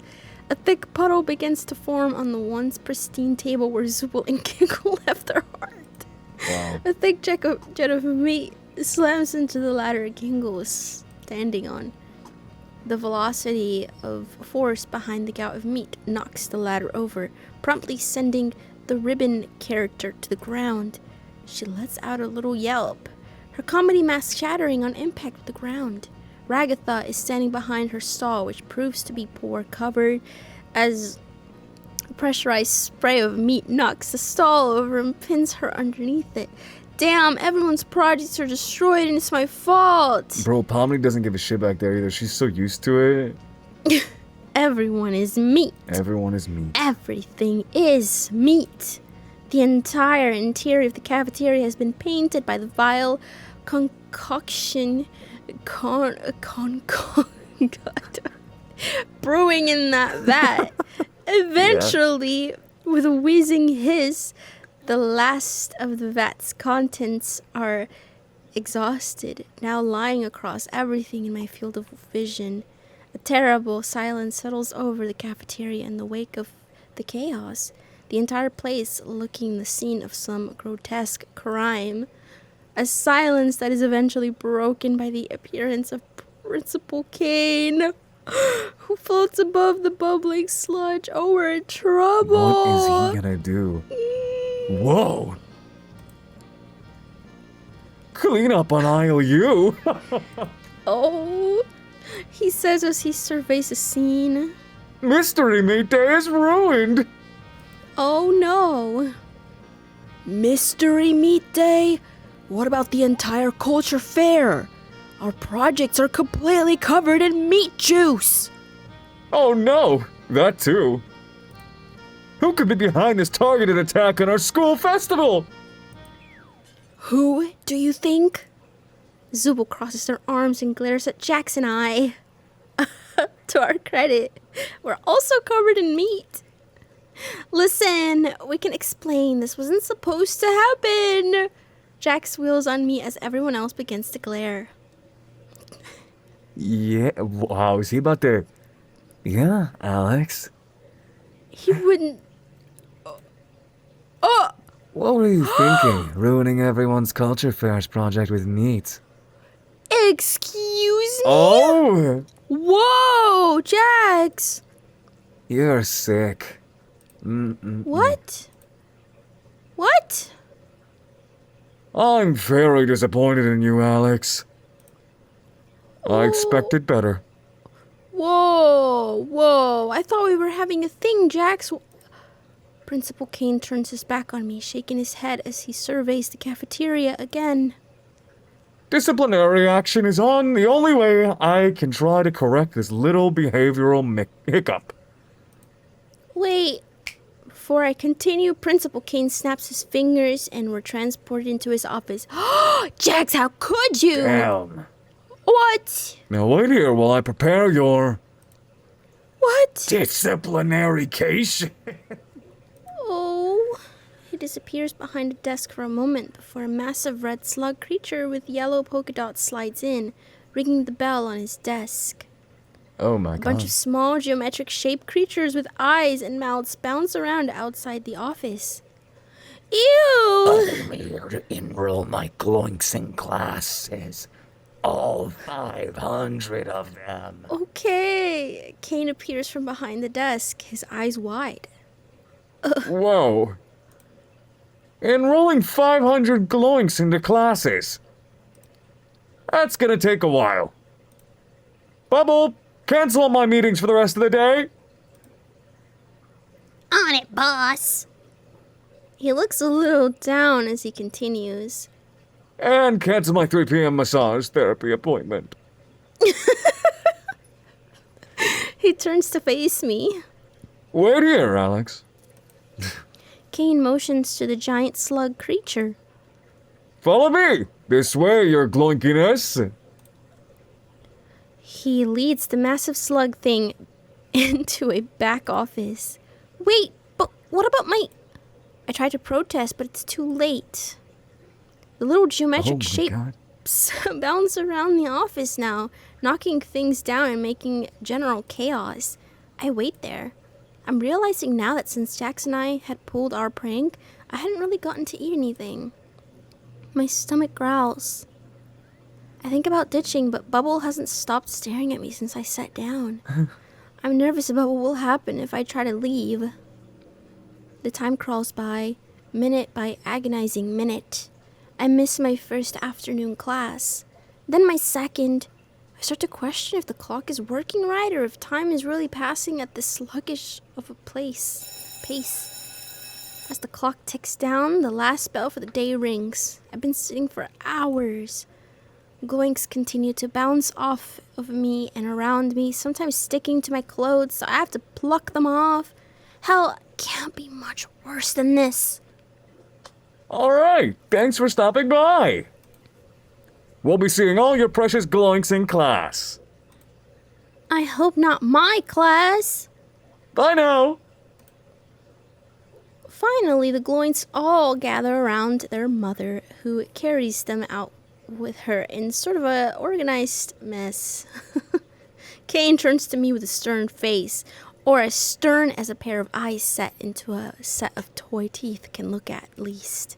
Ugh. All right, Alex. Okay, I'm scared. Why is he looking at me like that? Come to my office immediately. Okay. I step into Principal Caine's office and sit down. For your disciplinary action, I wait with bated breath. you'll get a written warning. Oh, what? I thought I was about to get suspended. Well, and I'd like you to help your classmates fix up their projects you destroyed tomorrow. What? Sound good? I waited hours for that? Yeah, that's fine. All right, off you go then. Ugh. I walk out of the school finally after a long day of sitting in Caine's office. I'm tired. I'm hungry. I prepare to walk myself back to my dorms alone. The other classmates definitely don't want to see me right now. As I approach the exit of the school, I see a familiar lanky figure waiting at the entrance. Oh, it's you, Jax. Wow. I'm shocked. The purple rabbit is standing there. How long has he been waiting there? Has he been waiting for me? He tilts his head and grins at me. Well, took you long enough. I guess it got pretty messy back there, huh? Didn't go exactly the way I wanted it to. Oh, It was still pretty funny, though. You should have seen everyone's faces. yeah, that was pretty funny. It wasn't funny, Jax. Oh, come on. Don't be so lame. I'm not being lame. Or boring. Or whatever else you want to call me. We messed up everyone's culture fair projects that they've been working on all week. The words come spilling out before I can stop them, but I can't honestly say I disagree with anything I'm saying, or even that it doesn't deserve to be said. Jax rolls his eyes and crosses his arms as I offer my heartfelt rebuke of our actions. Jeez, I didn't think you cared about that stupid festival. He gives me a look of utter ridicule. Maybe I don't, but they clearly do. I crawl into myself. Now they probably hate me. The tears flow as freely as my words. I spent hours in the office, missing lunch, missing my classes. And on top of it all, you just let me take the blame for it all. I could deal with everyone hating me, but I at least thought you would be there for me. Jax's grin curls into a frown of disgust, but I can't stop. I don't know if I care. You weren't there for me! There for you? His voice is venom, bearing down on me with cold, condescending anger. What do you think this is? You think I'm just gonna swoop in and save you every time you need it? He wipes his hands off of his uniform and his expression returns to one of neutrality. You wanted to pull that prank just as much as me. He turns away from me before letting out a short, manic laugh. You went along with every little thing I told you to do until now. Now you want to care what everyone thinks of you. He turns away from me before leaning back down to my level, gazing into my eyes with manic anger. His own voice seems to pitch up as he gets in my face and pupils dilating to small black squares. Nobody here has ever liked you. He sweeps an Damn. arm across his chest. I have to stumble back to avoid being pushed back. You spent every moment here tormenting them with me. He points to his face where a manic grin now matches his eyes and tones. Now you want to pretend you have a moral compass? I mean, you have a point, but like that was still fucked up. He leans back and lets out a hollow laugh. That might be the only funny thing that you did that I didn't tell you to do. I sit there in stunned silence. Even as I hold back more tears, I have to admit he's right too. I did spend the last 2 days with him pranking people. I thought we were having fun, but today we took it too far. I can't even stand to look at Jax. I turn away, half mumbling my words. I thought you were my friend. Jax's manic grin falls away from his face as his mouth narrows. His pupils go wide. Somehow this is even scarier than the manic rage I was facing moments ago. No. He says plainly. No? He can't mean that. I push him for a different response. I'm not your friend. My chest goes tight. Why would he say that? How could he say that after everything that's happened between us? It feels like I'm talking to a different person. Welcome alone or deny his words? Do I should save here. Yeah, probably. I feel like, yeah. I don't know. What do you think I should do?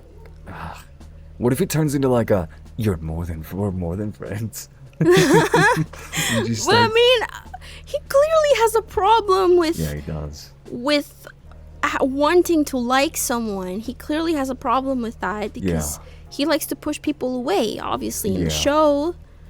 He has a problem with getting close to people. I don't know. I mean, maybe just keep pressuring him. deny his So words. do I deny his words? Yeah, because I feel like more... I don't know. Just keep asking.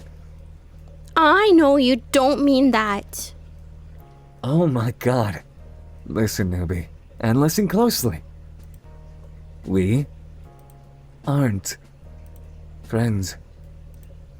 He stretches out each word before returning to his signature smile, taking a few deep breaths.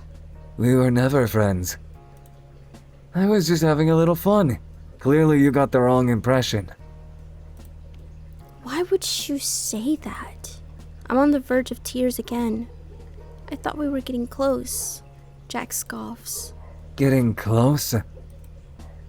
Are you that deluded, new kid? Then why would you wait for me before school? And text me at night? And sit by me in classes? It's my turn to be angry. You chose to help me last night. Why would you do all of that if you didn't care? Jack shrugs neutrally. You're reading too much into it. Yeah, right. I Yeah, know he that doesn't he wanna cares. show He it. just doesn't wanna want to show it. Can't even look at him as tears blur my vision. Our shoulders bump as I run past him. Everything about this moment hurts. Every emotion feels like a jagged edge. But it's like Jack says, I must be deluded. Deluded to think we were friends. I was alone this entire time, and when others reached out to me or offered me respite, I turned them away. I hear others whispering or casting worried looks my way as I get back to the dorm. I open my stupid plane door to my stupid plane room and throw myself on the bed. When I finish crying and begin regaining my senses, the first thing I notice is how hungry I am. I load up DoorDash to see that the only open restaurant is some fast food place called Spudsy's. They have a DoorDash? I thought that Jack said that we only had the school and the dorms and then that was it. Yeah. Isn't that what he said? I don't know. Maybe we just have like a thing in the school that delivers? I load up their menu. Looks like all they have available is something called the Stupid Burger. Okay. What the hell is that? Sounds kind of weird. Ordered Stupid Burger. Well, you gotta see what it is. I want to see what the Stupid Burger is. It's really my only choice for food at the moment, and my stomach rumbles to remind me of how badly I need something to eat. Whatever it is, I just ordered it. I await the delivery as my stomach grumbles even louder. It takes surprisingly little time for it to get to my dorm. There's a knock on the door. Whoa, it's one of those stick figures. Yeah. I open it to my delivery guy. A red mannequin-looking character holds my food in his hand. Art fart. He's gone. He didn't even say my name. I stumble forward, catching my food moments before it splats against the forgot ground and that's what makes they do. eating that much messier. Right. Yeah. That was strange. Still, at this point, I'm learning to simply not question the way things work at the school. I go back to my dorm and unwrap the burger. There's a weird pink sauce dripping from Ew, the patty. ew. Huh, that must be what makes it stupid, I guess. Wait, right, the stupid burger. Doesn't that make them stupid? Oh! Oh, yeah, from that one episode. Forgot. Right. Oh boy, it's gonna be bad. Oh, no, my stomach rumbles again to remind me that I'm too ravenous to even think about another decision. I take a big bite of the burger. Oh, no. Another, and another, and another, and another. Before I know it, I've completely eaten it up. I attempt to get up, then suddenly, the room starts spinning and stretching. And so we're just sort of moving. Wow. Maybe I should have just gone to bed hungry. Oh no. Nah, And this is more fun. This is weird. Everything is so funny. The room is funny. This is My literally you bed when you is get funny. drunk.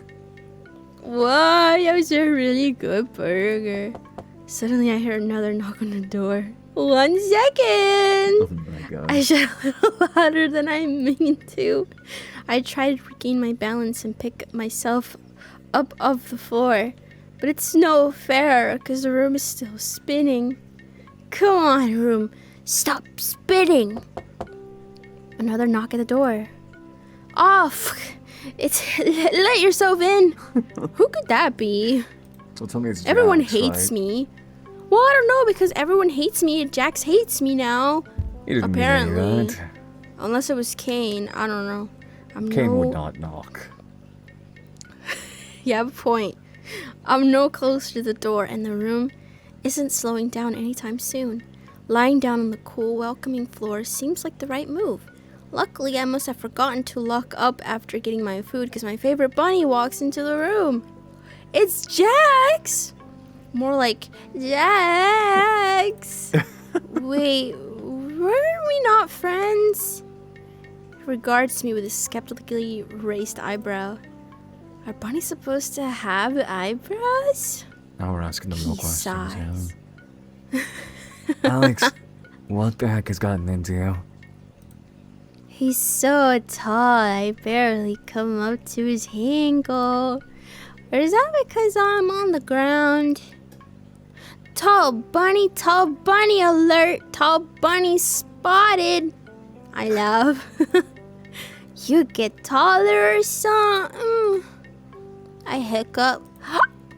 I tilt my head to the side to get a better look at him. He looks annoyed but concerned. Is my Jagsy boy worried about me? Sit up. Are you drunk or something? Drunk? No way, you're drunk. The words don't come. Jax gets down to my level to try to sit me against my bed, but I push him away, laughing. Would you just He struggles to get a good hold on me. sit down? Even as he manages to force me into an upright sitting position, my hands flail out, pushing his face away from me. No! I shout, pointing for a moment before I try to crawl away. You're drunk. And me. Jack sighs and stands back up, giving up for the moment. What am I even doing here? He mutters under his breath, but I can hear him. Then he speaks up. I brought you food. Since you missed lunch. Wait, how thoughtful. He emphasizes the last word of each sentence, pointing in an exaggerated way to the bag in his hand. He shakes his head as I keep lolling my head from side to side, fascinated by whatever he's trying to do. Whatever happened, you're too messed up to even eat, right? He folds his arms and turns away from me, but I have a real truth bomb ready for this mean bunny. But you don't want to be my friend, though. The last word comes out as a mix of other words, but I'm trying to be serious as I stumble over my own words. You hate me! I emphasize the word hate, putting as much of my fleeting breath behind it as much as I can muster. Whatever was in that burger is wearing off enough for me to stumble to my unsteady feet. Jax is impressed that I managed to stand up, but doesn't acknowledge the huge truth bomb I just dropped. I try to take a deep forward to step forward. My knee wobbles dangerously and I almost fall over again. Careful! He flinches, almost reaching out to catch me. But I catch myself. What the heck is up with you, Alex? You're going to hurt yourself. Just sit down. He shouts at me urgently, but I'm too deep into telling it like it is to let him distract me. Say it! Say you hate me! I swing useless floppy hands at his cartoon rabbit face. He doesn't even have to try to dodge a single one. Hey, watch it. He catches my wrists in his hands. Oh, Would you stop that already? This is a cute art! Ah! He tightens his grip, making me his captive. Oh, yeah? Listen to me. Right now, Alex. He manages through heavy breaths. We are going to move you to the bed, okay? Oh! You're going to sit down. And then you're gonna go to sleep. It didn't say he hated me, though. So you don't hate me? Again, my words start merging inside my clumsy mouth, but the meaning is there. My anger subsides as I look into his beautiful yellow eyes. You love me, don't you? I inch closer to his face. Jax blushes furiously. What are you talking about? He shouts at me. Kiss him or look away. Oh! I'm gonna save right here. Oh my god. I'm gonna kiss him. Should I? I mean, fuck it. You saved. Hey, I'm drunk, so Yeah, if I kiss that bunny kiss boy. you, like, I'm sorry. Yeah? I lean in. I feel the sparks flying Oh, do between you? us. These must be the feelings he was trying to fight this whole time. Could it be that he was pushing me away because he really felt this way? I feel hot and lightheaded, but before our faded lips can touch, I feel my body go weak and give out. I pass out. Lame. No! Boo. Day 3 complete. What? Blue balled. I wake up in my bed the next morning. The covers over me as if nothing happened last night. Did anything happen last night? My memory is all fuzzy. I ate a burger and then Jax was there. Jax! I sit up straight in my bed and do a quick scan of my room, but it's completely empty. Could it just be a dream? I notice a bag on my desk. Food? I guess some of it wasn't a dream. I whack my fuzzy mind to try and remember what happened. I come up empty-handed. I had to get ready for school anyway. I stumble out of bed. My head throbs with pain. This is not my finest moment. I manage to get dressed in my uniform and grab my things before stumbling out the door. Oh! Approaching the school, it seems like every other student is coupled up with another one, chatting away as they head to class for the day. I look for Jax to no avail. But what would I even do if I saw him, talk to him, and pretend nothing happened? I can't ignore the thoughts of swimming around in my head, keeping me too distracted to pay any real attention in class. For his part, Jax is a no-show this morning. For the next activity, form pairs. Mr. Kinger says, then his eyes catch me in my isolated corner and the empty seat next to me where Jax should be. Oh. It looks like we're missing a student. It's like a spotlight is focused on me. All eyes focus on me in my humiliated solitude. I feel like I'm going to cry and then... hey, Alex. Want to join me in Ragatha's group? Her smile is awkward but friendly. I almost want to lash out at her, say something like, being alone is better than being with a lame-o like you. But I'm too miserable to really put that into words, and her kindness is genuine. Damn, I'm a bitch. Yeah, you really are. Come on, Alex. You can sit next to us. Even Ragatha gives me a shy smile. Really, after everything I did? I shuffle over, leaving my dignity behind me. Hey guys. There's a few moments of awkward silence. God, I feel like the worst person in the world for ruining their projects.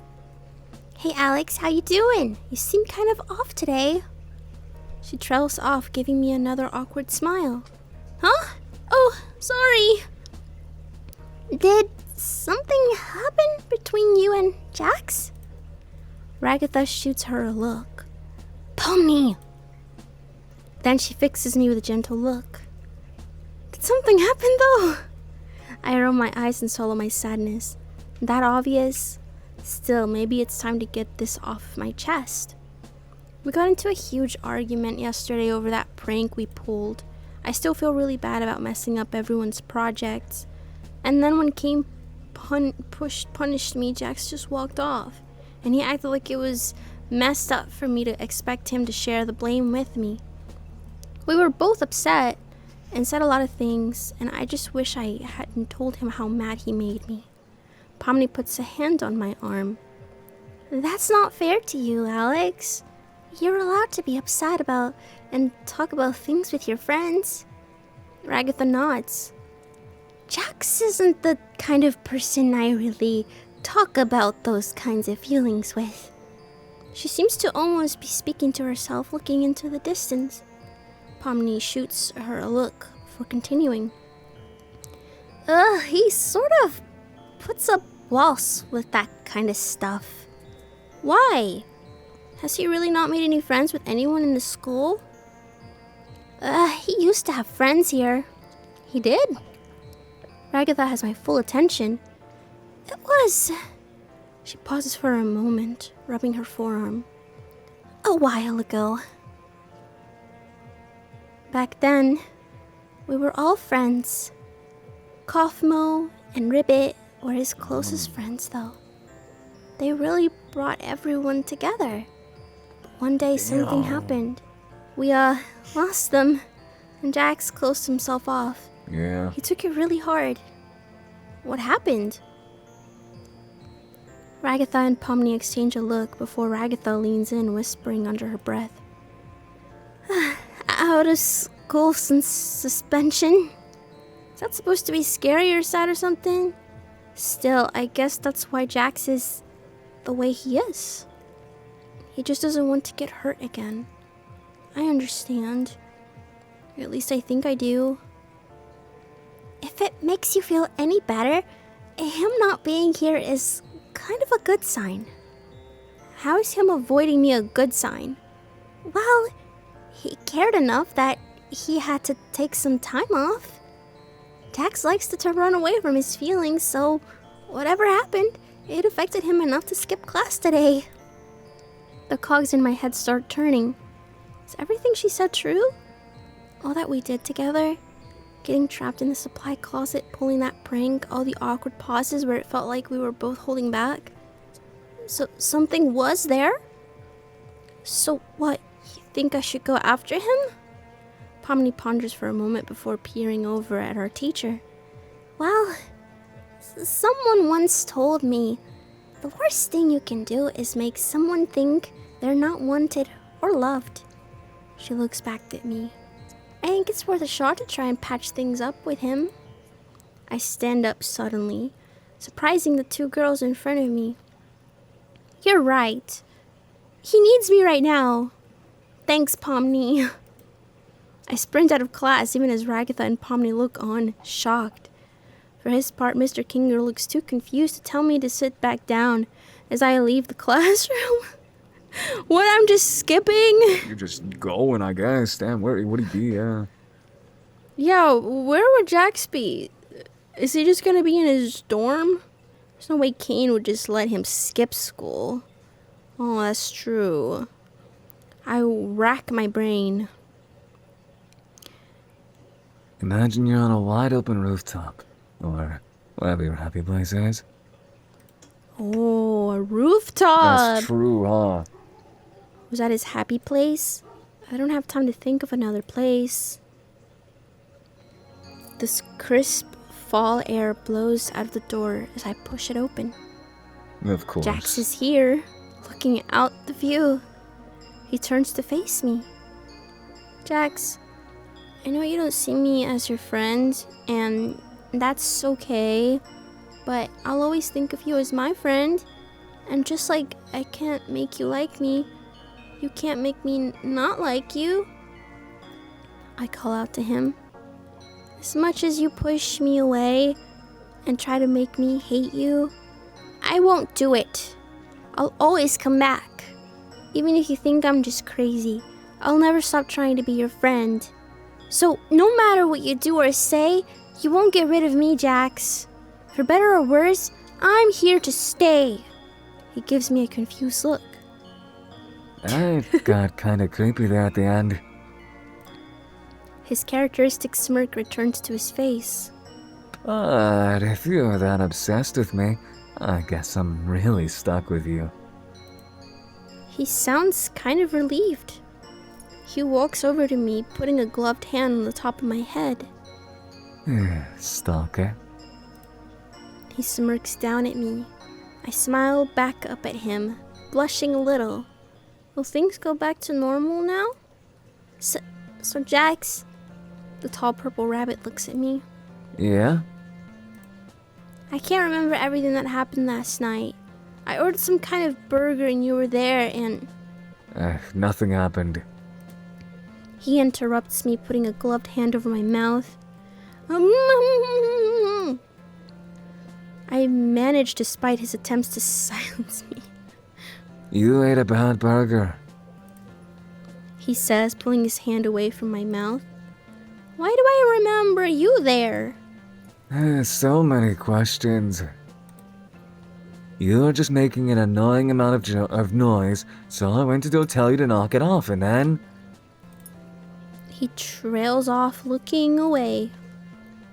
Just don't order from there, okay? Push him for more details. Aw, come on, please tell me. I say, putting on the most pitiful face I can. Jax grins sadistically down at me. Uh-oh. Okay, but you were an absolute freak last night. His grin grows wonder. You did horrible, horrible things. What? The kinds of things anyone would be scared about getting out. Ugh, why did I ask? I don't want to hear it anymore. His grin is just as wide. Well, anyways, Alex, I got something fun for us to do on our lunch break. Oh yeah, well, about that. He looks at me, eyebrow raised. I sort of promised Principal Caine I'd help everyone with their culture fair projects.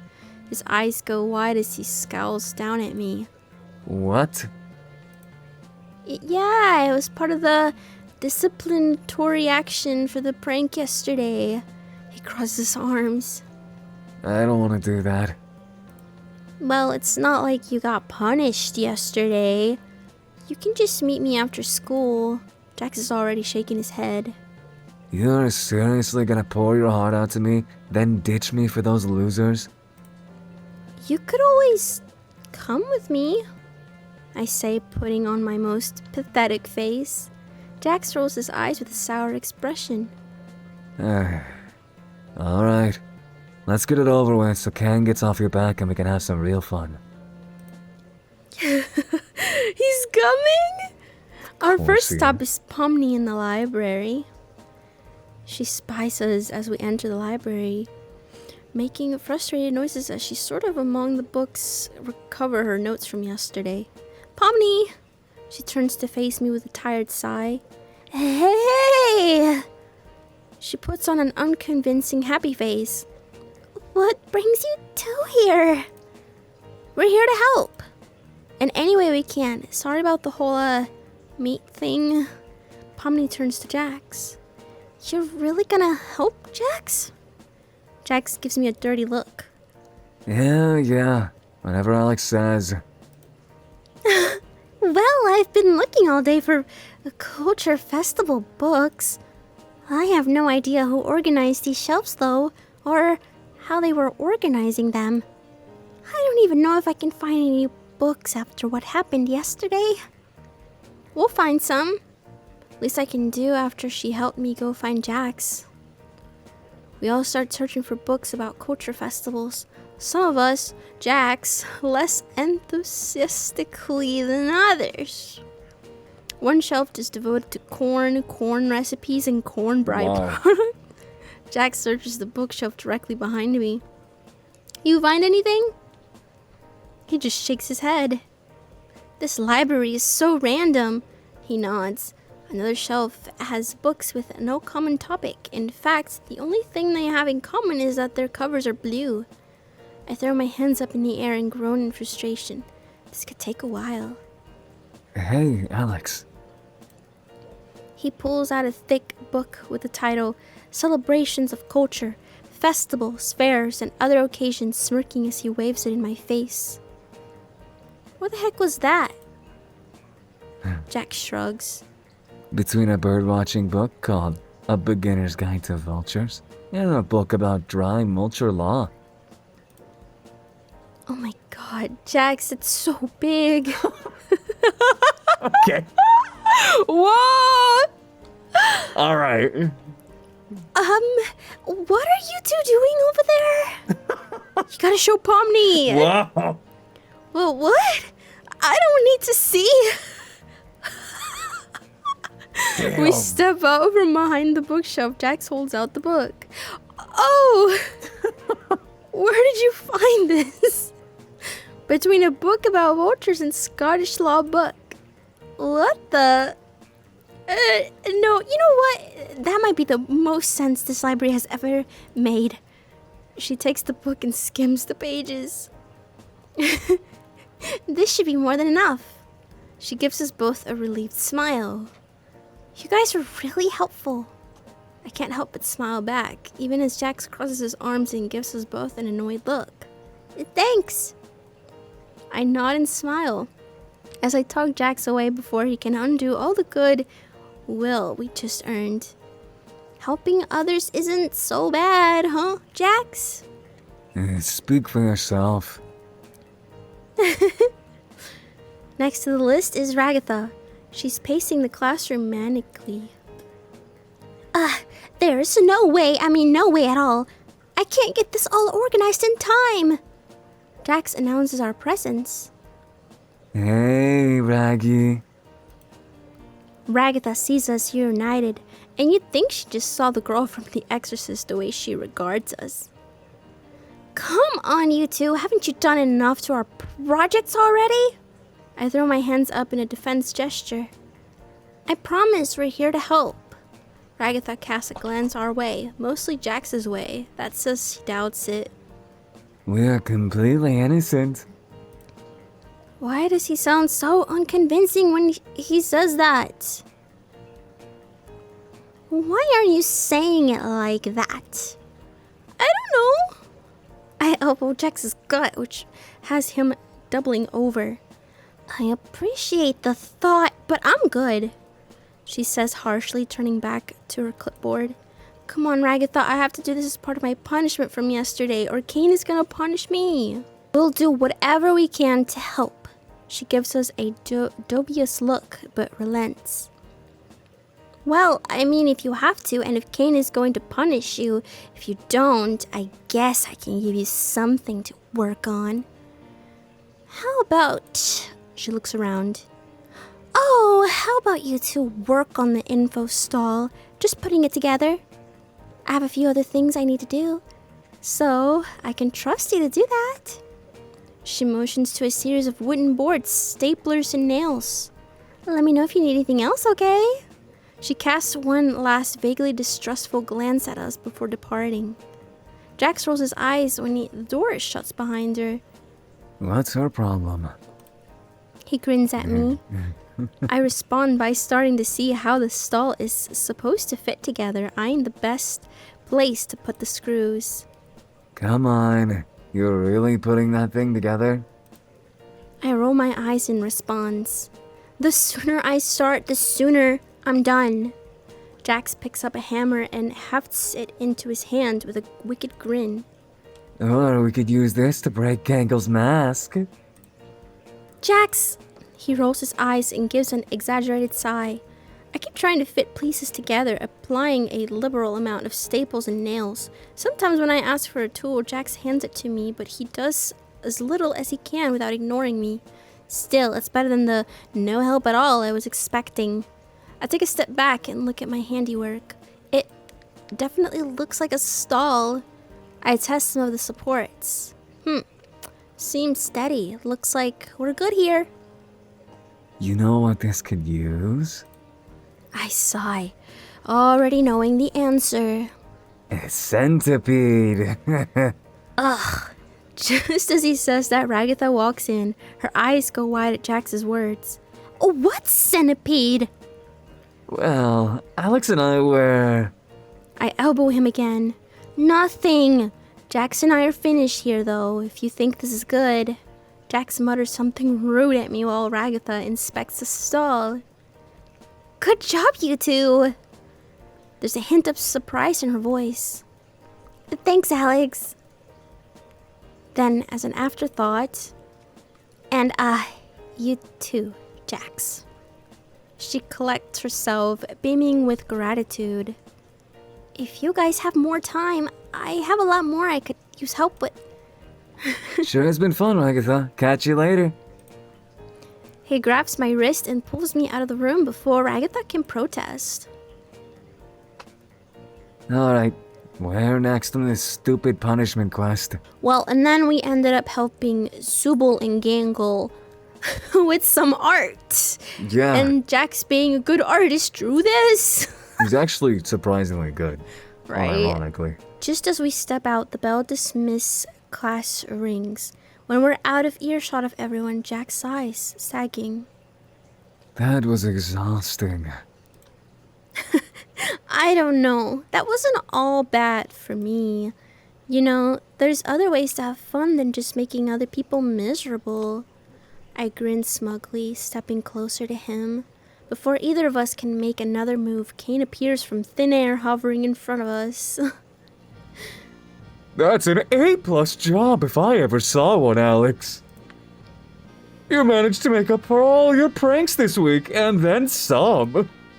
He notices my purple companion. And congratulations on roping Jackson to help you, too. As a reward, I've cooked up something special vacation location for you two to visit. What? The air above us explodes in a spray of color, confetti flattering down from like snow. I stick my tongue out. Huh? Candy confetti, it tastes like straight sugar as it melts in my tongue. Caine looks at me. Don't do that. Oh! Then he gestures to a 3D model of Molly he conjures from thin air in front of us. Behold, the amazing digital mallscape! What? Come check it out when you finish with homework, why don't you? What? We can go to another location? He winks at us before disappearing, leaving as strangely as he first appeared. A new location? Ugh, a mall? Lame. Why didn't we get to pick? Yeah, but I mean, I really was just completing my disciplinary action, so it's not like you usually get rewarded for doing that. Jax shrugs. I guess so. You wanna go? I'm almost scared to ask. Jax rolls his eyes. Duh. Anything that's gonna break from this boring old school. I'd probably visit a doctor's office if it meant getting out of here.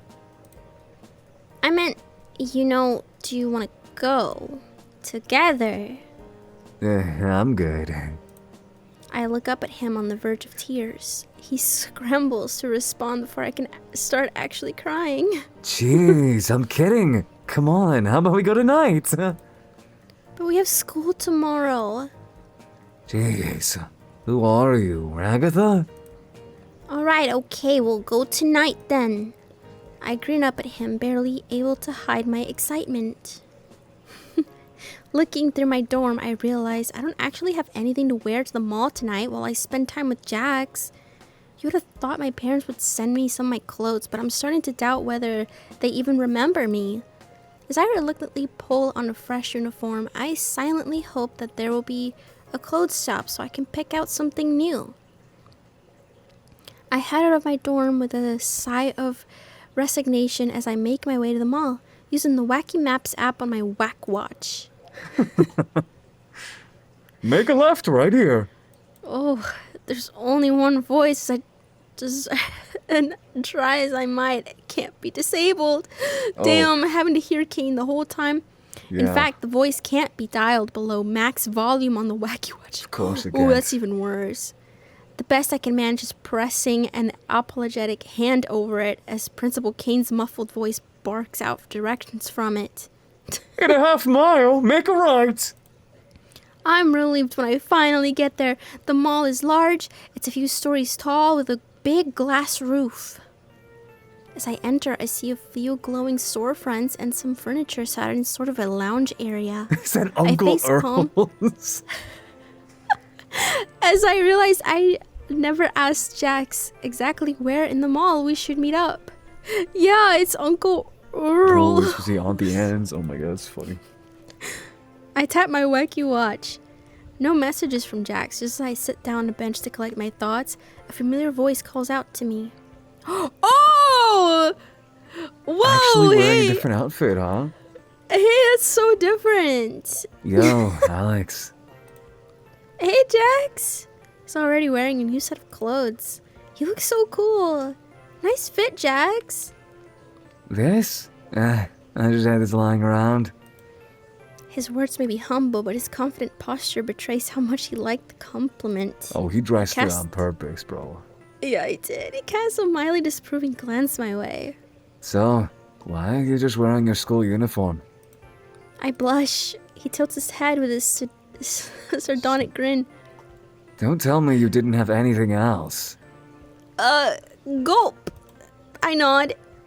That's so lame. Can't believe Caine didn't even give you an alternate wardrobe. Oh, well, you know, we're at a mall anyways. Can't we just go pick something up? His grin widens at my embarrassment before diffusing the tension by ruffling my hair. Sure thing. Where you wanna go, Alex? Okay. Spicy subject, trendsetters, her ladyship's enigma. What? Her ladyship's enigma. That's crazy. I don't know where I want to go. Spicy subject. Spicy subject. Okay, let's go to spicy subject. Kiss. Whoa, wait, that's kind of cool. Damn, yeah, it's like the Jax hot walks topic, to me as I walk to the all-black storefront. Faded fluorescent buzzing from the red sign above the store. An impressive array of band shirts and black clothes fill the display windows. Wow. So you're the edgy sort, huh? Didn't expect that.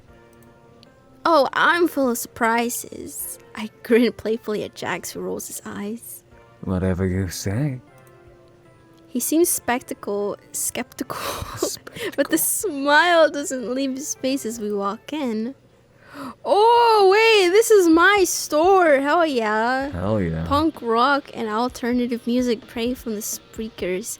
There's an entire wall devoted to silver piercings. Jax picks up a belt from the shelf. Whoa, I think this might be more studs than belt. I find a black jean jacket with tears on the arms on a rack and check the tag. Perfect, it's my size. I pull it out, holding it in front of me. What about this, Jax? He regards me for a moment. That's pretty intense. It's hard to tell from his tone or face if he means that as a good or bad thing. To play it safe, I put it back on the rack and keep searching for an outfit. Jax has found the band shirt section. He holds up a shirt with a picture of the band diminishing. Their lead singer, Amelia Adam, is wearing so much foundation she looks like a ghost. You listen to these bands? I nod, excited. Oh yeah, I'm still super into our alchemical romantics and snumlescent and with singers. Oh my god. I used to be into brainless self-satisfaction, but they're sort of problematic these days. Oh yeah, I heard about that. He picks up another shirt. Oh, Analog Head. Didn't expect to see a classic like them here. My eyes light up. I love Analog Head! Jax's interest seems piked, but he plays it cool. Yeah, they have some good songs. I didn't know you were a fan too. Well, I guess I'm full of surprises too. Would you want to listen to them together sometime? He stands up and looks away coolly. After a bit of searching, I decide on an outfit with striped sleeves, 3 belts, and a black platform boots. Once I finish paying for everything using Wacky Pay, I head to the dressing room and change into my new clothes. Jax waits patiently outside, scanning the wall of designs for the various graphic tees they sell there. After I finish changing, I open the door. So, how do I look? He scans me up and down before giving me a grin. Pretty cool. I can't help but blush. So what do we do now? Jack shrugs. I don't know.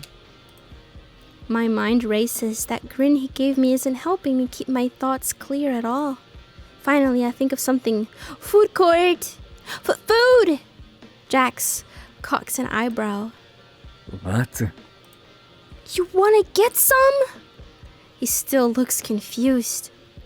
Ugh, stupid Alex. Say it all together. You wanna get some food together?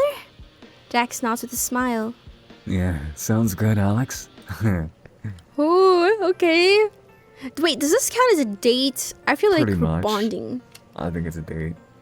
We head to the food court. Various restaurants offering international cuisine advertise their offerings, filling the food court with a heavy aroma. Where are you getting food? I spy Uncle Uriel's Oh my god! Auntie Anne's! That's crazy. My mouth is already watering. There! I say, pointing at the neon pretzel above the pretzel stand. I pick out an almond pretzel and Jax gets a cup full of pretzel dogs as An we find an empty almond table. pretzel? You lost me. Bro, why wouldn't I just get the pretzel hot dogs like that he got? That's what I would Oh. get. I take a big bite of my pretzel as I look across the table at Jax. He hasn't even touched his pretzel dogs yet. Why haven't you touched your pretzel dogs, Jax? Having fun? I swallow the big bite of pretzel before responding. Yeah, I am. Are you? I know we haven't pulled a prank or anything all day, but I just like spending time with you. Before I can demand a response, Jax stuffs a few pretzel dogs in his mouth. They gig a bit before responding. I guess I'm wondering, why a mall? What? Caine can make like anything, I'm pretty sure. Why make a mall as a new location? I shrug, taking a bite of my pretzel. I don't know. He said it was for us. Maybe it's supposed to be educational or something. Jax rolls his eyes. What's educational about a mall? It's just mindless. You walk around and you look at stuff, maybe buy something and walk out. But there's pretty much always something for everyone at a mall.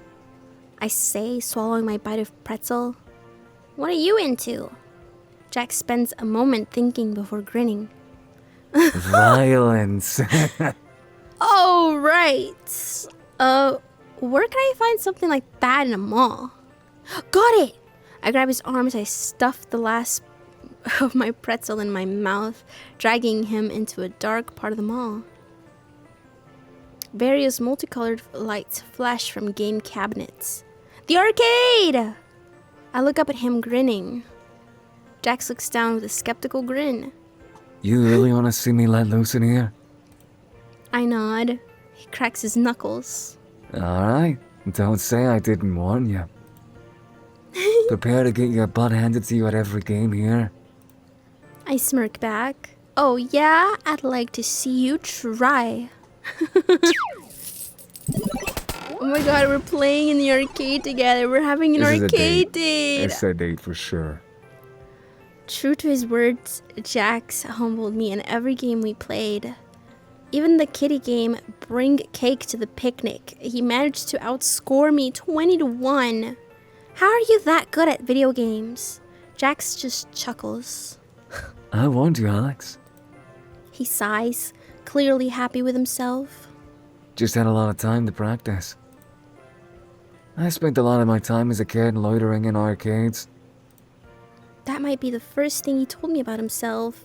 I'm stunned for a moment that he's so open with me, but he notices my expression and retreats back into himself, looking down at his wacky watch. But whatever, it's late. Let's go. I frown. Oh yeah, I guess so. You think they'll close soon? Probably. He shrugs. We head back together. When we get to my door, I pause a moment. Do things really have to end there? So, this is me. I chuckle nervously. I had a lot of fun today, Jax. I look up at him, looking for any reciprocity. Nope, just stone-faced Jax. There's an awkward pause. For a few moments, I think he's just going to ignore me. And then, Alex? his tone is severe. Yes, Jax? He turns his gaze from me. How did you know? How did I know what? How did you know where to look for me today? It was just a hunch, Jax. I mean, before I can keep talking, he closes the gap between us. Oh? His hand slamming to the frame of the door on either side of me, pinning me in a place as he leans in my face. Oh! About damn time! Damn! Okay, let me, how does he sound? Has he ever been, like, seductive in the... Seduced? I don't think Let me know so. how he sounds. What is your game, Alex? Are you just obsessed with me or something? Why aren't you just treating me like everyone else? Why do you keep coming back to me after I treat you? He stops himself before continuing. I can make your life really difficult.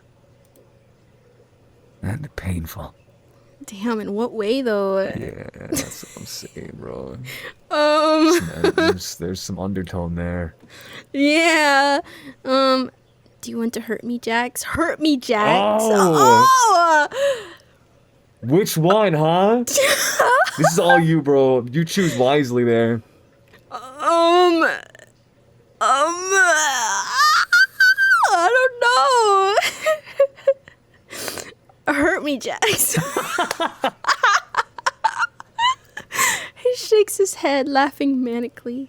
What the heck is wrong with you? His fist slams into the door behind me. He eventually relents, turning away from me again. Look, Alex, people who try to get close to me, people who want to get close to me, they just ended up getting hurt. He gives me a tired half smile. Just walk away. Leave me alone. He turns away from me, leaving for his dorm. Jax! I call out to him from the balcony, but my words fall on deaf ears as he turns his key in his door. I'm going to be there tomorrow at the culture fair. He pulls the door open. I want to go with you. He slams the door behind himself without responding. Ugh. I stand in the empty dorm hallway. Everything with Jax is such a roller coaster. What was he gonna say if you asked him if he wanted to hurt you? I don't know. Damn, that's probably gonna be the only response. Even today, he was finally open up to me. We picked out clothes, ate pretzels, and when we get back to the dorms, he just shut me out again. For every step forward I take, it feels like Jax takes 3 steps back. I sigh as I unlock my door, frustrated. Is the fight for this relationship, whatever it ends up being, going to be one-sided the entire time? Does he even want to be part of this? Does he feel for me the way I feel for him? But today was fun. None of his immature outbursts will take that from me, no matter how much he pushes me away.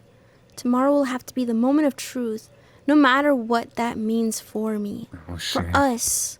I close my eyes and settle into an uneasy sleep. Day 4. Day 4, complete. Ooh, so now we're on day 5. This is the final day. Is it? Yes. We're gonna get a kiss. The day of the culture Maybe fair more. arrives. I slip on my uniform and stand in front of the mirror. Today is the day. I steel myself for the culture fair and seeing Jax again. In all my unease last night, I did a lot of thinking. I need to tell Jax how I feel. All this back and forth between us, him pushing me away, me pulling him back, it's too much for me to handle. Maybe I should just be honest with him. That way we can at least make progress. The school is abuzz. Oh. Gangle and Zubul are at their assigned art stands, mingling with the students walking past and admiring the art. Despite the meat incident, they were able to pull off a half-decent art display. Yeah, it looks beautiful. Yeah, I Look don't know at that. how did they do that. Yeah, wow. Pomni is giving some presentation at the stage in the auditorium, and I can even see Ragatha bustling about making sure everything runs smoothly. I look around still, but no sign of Jax. Maybe he's really not going to show up today. Maybe he really meant what he said last night. My mind swirls with anxiety before suddenly it goes dark. 2 gloved hands cover my eyes from behind. He's here! Guess who? My heart jumps, my anxiety melts away at hearing his voice. Jax! No way! He pulls his hand off my eye, smirking at me coolly. You're good. I can barely contain my excitement, pulling him into a hug. You came! Jax looks around and laughs awkwardly, patting my head. Yeah. I release him from the hug, but still look up at him, beaming. He scratches the back of his neck. Well, I couldn't let everyone else have all the fun. So, what do we... Whoa! I grab Jax by his hand and excitedly pull him along behind me.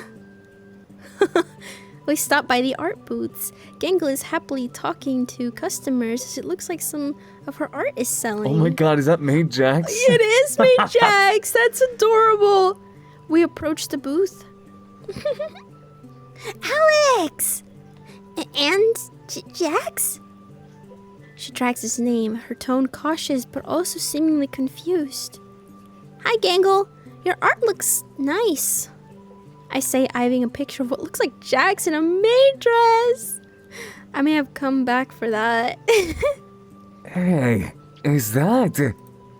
Jax points up to a familiar piece of art hanging on the back of the stall.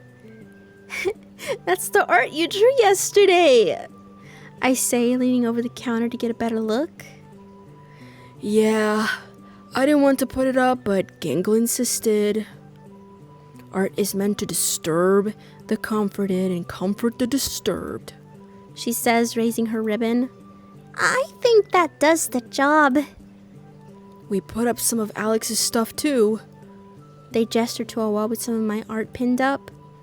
We appreciate you guys coming back and helping us catch up. It was the least we could do. Aw, Zuby, my heart is melting. Jax puts his hands over his heart dramatically. Zubul rolls to their eyes before turning away. I was mostly talking to Alex. They turn back, looking directly at Jax. But, you know, you're pretty tolerable when you're not trying to ruin everyone's fun. You should try that more often. With that, Zubul turns away and returns to their stall. Weren't you guys gonna buy something? There's a line forming. Oh, sorry. Jax and I head further into the festival, passing by the auditorium as Pomni is coming down from the stage. Hey! Alex! Jax! We both stop as Pomni runs to us. I'm glad to see you both made it. Hey, Pomni, what are you doing on the stage? Oh, I guess Caine wanted me to do a presentation on culture festivals. Thank God you guys found that book for me yesterday. Or else I would have been standing up there telling jokes or something. That'd be entertaining. Jax smirks dryly. Maybe, but still. Pomni looks around and back at us with a neutral smile. I guess despite the meat mania, it all came together nicely. We really couldn't have pulled it off without you guys either. You two make a pretty good team. I can't help but blush at Pomni's words. If only you used your powers for good more often. She giggles. Anyway, what are you guys up to for the rest of the day? I look at Jax, who in turn looks at me.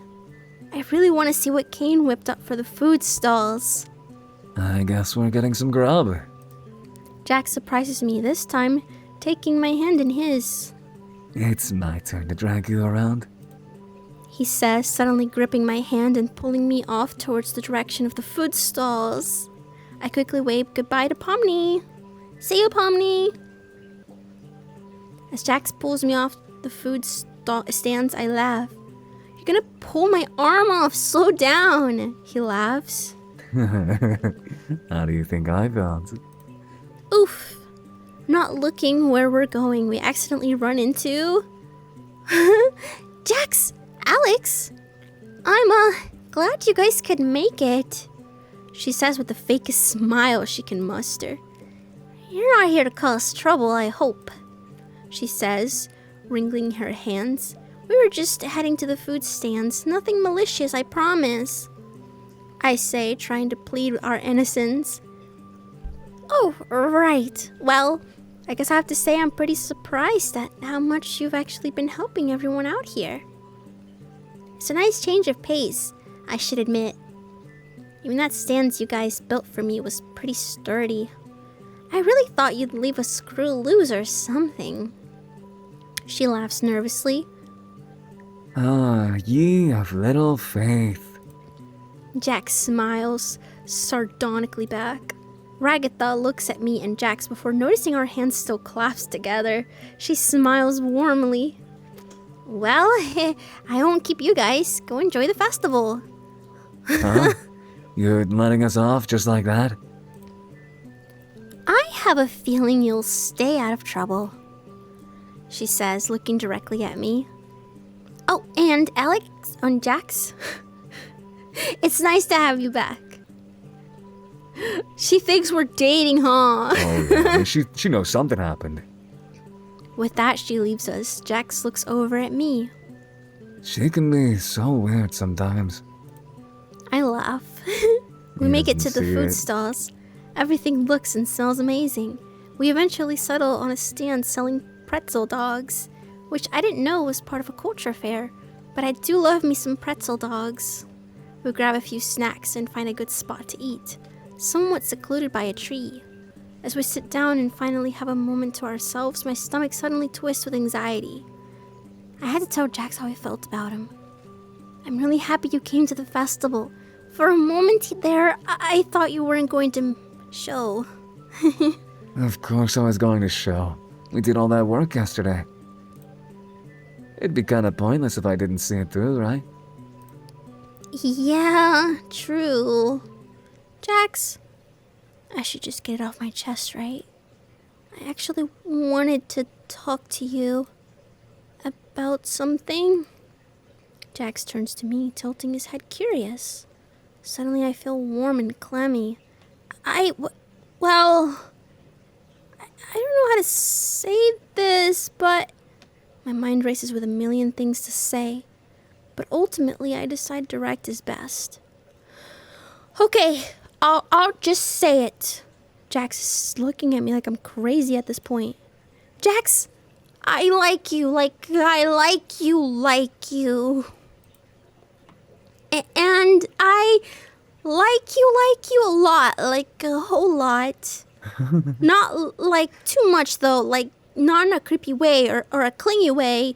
Just a normal amount of liking someone, but still in a romantic way. I just think you're cool and funny. And I think about you a lot. I mean, not a lot. Not too much. Jesus, it's so warm out here. Oh, shit! He did kiss you! Oh my god! Oh my god! Jax suddenly grabs my chin and pulls me in for a kiss. No sarcastic jokes or anything? Completely making my mind go blank and my heart pound. Oh my god, you kissed me! Gotta make something else pound later, I can see. Hey! Hey! We stay in the kiss for a moment before he relents. My face burns brightly as I can barely think about anything. What? Huh? Jax laughs. Those faces flush as well. Sorry. I just wanted to see how you'd react. Speechless, huh? Are you playing with me again? Yes. And no. Huh? My mind is spinning. Jax laughs again. Sorry, Alex. You're just so cute when you're flustered. I just poured my heart out to this fool and he wants to play games? Two can play at that. I reach up and pull him into a kiss, this time deeper than the last. His body tenses up against mine but then relaxes as he melts into it. As we break away from each other, his face is bright red. Alex. Now who's cute when they're flustered? Jax looks away, blushing a deep purple. Oh, alright. you win. I like you, too. No way! My heart skips a beat at hearing those words, and unable to contain myself, I pull him into another kiss, this time falling over on him. I knew you liked me! I knew it! Jax's blushing mess underneath me. Okay, but not so loud, alright? I still have a reputation to uphold, you know? Does this mean I can call you my boyfriend now? I guess so. He rubs the back of his neck, looking away, but my mind and heart are aflame with excitement. I finally got him to say it.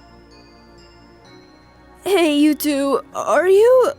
Zubul comes from around the tree to see us in our compromising position. Oh, am I interrupting something? They say, not sounding like they care much if they are, but trying to be polite all the same. Zubul! Jax shouts in frustration. Zubul, Jax just said yes to being my boyfriend. I hug him tightly. Jax's face continues to burn. He really is cute when he's flustered. I mean, Zubul's eyes widen. No fucking way. Zubul turns to me. Alex, are you sure you want that? They pause to find their words, gesturing in Jax's general direction. Jax as a partner? hey, what's that supposed to mean? Zubul throws up their hands defensively. Nothing. I'm, happy for you guys. They scratch the back of their neck awkwardly. Are you two coming to the fireworks display tonight? Ragatha asked me to get a head count. Wait, fireworks? That sounds fun! Count us in? Zubul nods and leaves us. Did you hear that? Zubul is happy for us! My lips curl into a grin as I tease him. I'm so going to get you back for that. He says, his hands cupping the side of my face. Now, where were we? He pulls me into another kiss! Oh. We stay under the tree for a little while longer before going to the fireworks show. Despite all the ups and downs it was worth to get here. Jax and I may still have ways to go, but I wouldn't want to be with anyone else. We eventually part ways and return to our dorms. I walk to my room, still giddy from the day's earlier events. I pull a yukata from my clothing rack and start to get changed. Wait, was there always a yukata here? I peer a note on it. It's a gift from Caine? Congratulations, Alex, on getting close to the prickly pear cactus that is our JAX. It's come to my attention that you were even invited to the firework festival. Very impressive indeed. Well, you can't just show up in your stuffy old school uniform, so I decided to give you a yukata for tonight's little outing. Have fun with it. I shrug. I pull my yukata on and wait for Jax outside my dorm. When he sees me, he smirks. Oh, you look so cute! Wow, Alex. Really got yourself all dolled up for some dumb fireworks just to show off for me? I should be flattered. I smirk back. Yeah, you should, I say, putting a hand on my hip. Jax shakes his head. Well, come on. Let's go to the school. Since you want to tell everyone I'm your boyfriend so badly. We walk hand in hand to the school entrance. Before we enter, Jax stops me. So, I got just one question before we go up there, Alex. I pause. Why me? I ponder that a moment, putting a finger to my chin while I really try to think of the answer. I mean, I got you in trouble, bailed on you, didn't really do anything for the culture festival. Why do you care? The answer finally comes to me. Because you're you. Jax looks confused. I guess I don't know. I could tell there was someone genuine underneath it all. At my old school, I was a loner, and I would just ditch anyone who tried to spend time with me or make fun of them. But it was a really lonely way to be. When I came here, I told myself things were going to be different. And I guess I just saw you, and you reminded me of how I used to be. And that reminded me how much I just wanted someone to talk to and confide in and spend time with. Sorry if that's cheesy or whatever. Jax has been silent next to me for a while, but he finally meets my gaze. Nah. He rolls his eyes. I mean, I'm a loner because I'm a cool guy. And you were probably a loner because you were an awkward loser. I roll my eyes at his obvious joke as he smirks down at me. But having you around does make things less lonely. So, let's go up there and make everyone else jealous with how cool I made you. Oh my god! This is so cute! I love this art. We do just that. Every once in a while we share a kiss. And while others gives us a wide berth, there's a sense of peace. Or at least truce. And that settles over the group. Bro, is that you over there in that Pomni? Who is that random No, lady? that's Pomni, right? No, the pink hair girl. Oh, the pink hair girl, that's Ragatha. That is? Oh! Yeah! I'm not used to seeing her hair up. I didn't even know she could do that. No, I don't know. I guess so. Thought that was Like, some you random can tell that other that's person. Ragatha. You can see her hair. Yeah, and I can see the nose now. Okay. As the fireworks go off above us to the oohs and ahs of our class, I realize something. I may have changed Jax some. I did change him! Oh I my changed God, him! I changed him! Alright, bro. But he also changed me. This is literally every girl's wet dream, huh? With time, more and more of my memories returned. We still haven't found a way out of the school yet, or back to our lives before. But as long as I have Jax by my side, I'll be alright. You know, you changed me a lot too. What? What do you mean? Finn. Who's Finn? Finn? That just means end. Oh, That means does it's the end. Oh, that was such a cute story. They kissed so many Oh. times, but we didn't get any. Oh my god, we got the cutest ending ever. That's crazy that you can probably have so many routes with everyone. I don't know if there was like a bad route with Yeah, Jax. you can, right? I don't know. Yeah, you can date anyone. You can? It doesn't just lead to Jax? No, you can date Damn. anyone. There's so many. Yeah, you can date anyone, or you could probably have bad ending with Jax. I don't know. Bro, what? That's so many endings. If you guys want us to do a different ending, let us know. Oh my god, okay? imagine we get with Caine. Oh no, not Caine! Ew. The teeth, man. No. I mean, there's not many. I guess the girls are good options, but like everyone else, Zoob will be kind of Yeah. hard. Like Kinger's a fucking chess piece. Maybe Gangle would be cute. Yeah, Gangle. Gangle's adorable. Gangle. Yeah. Yeah. All right. Well, see you guys. Thanks for watching.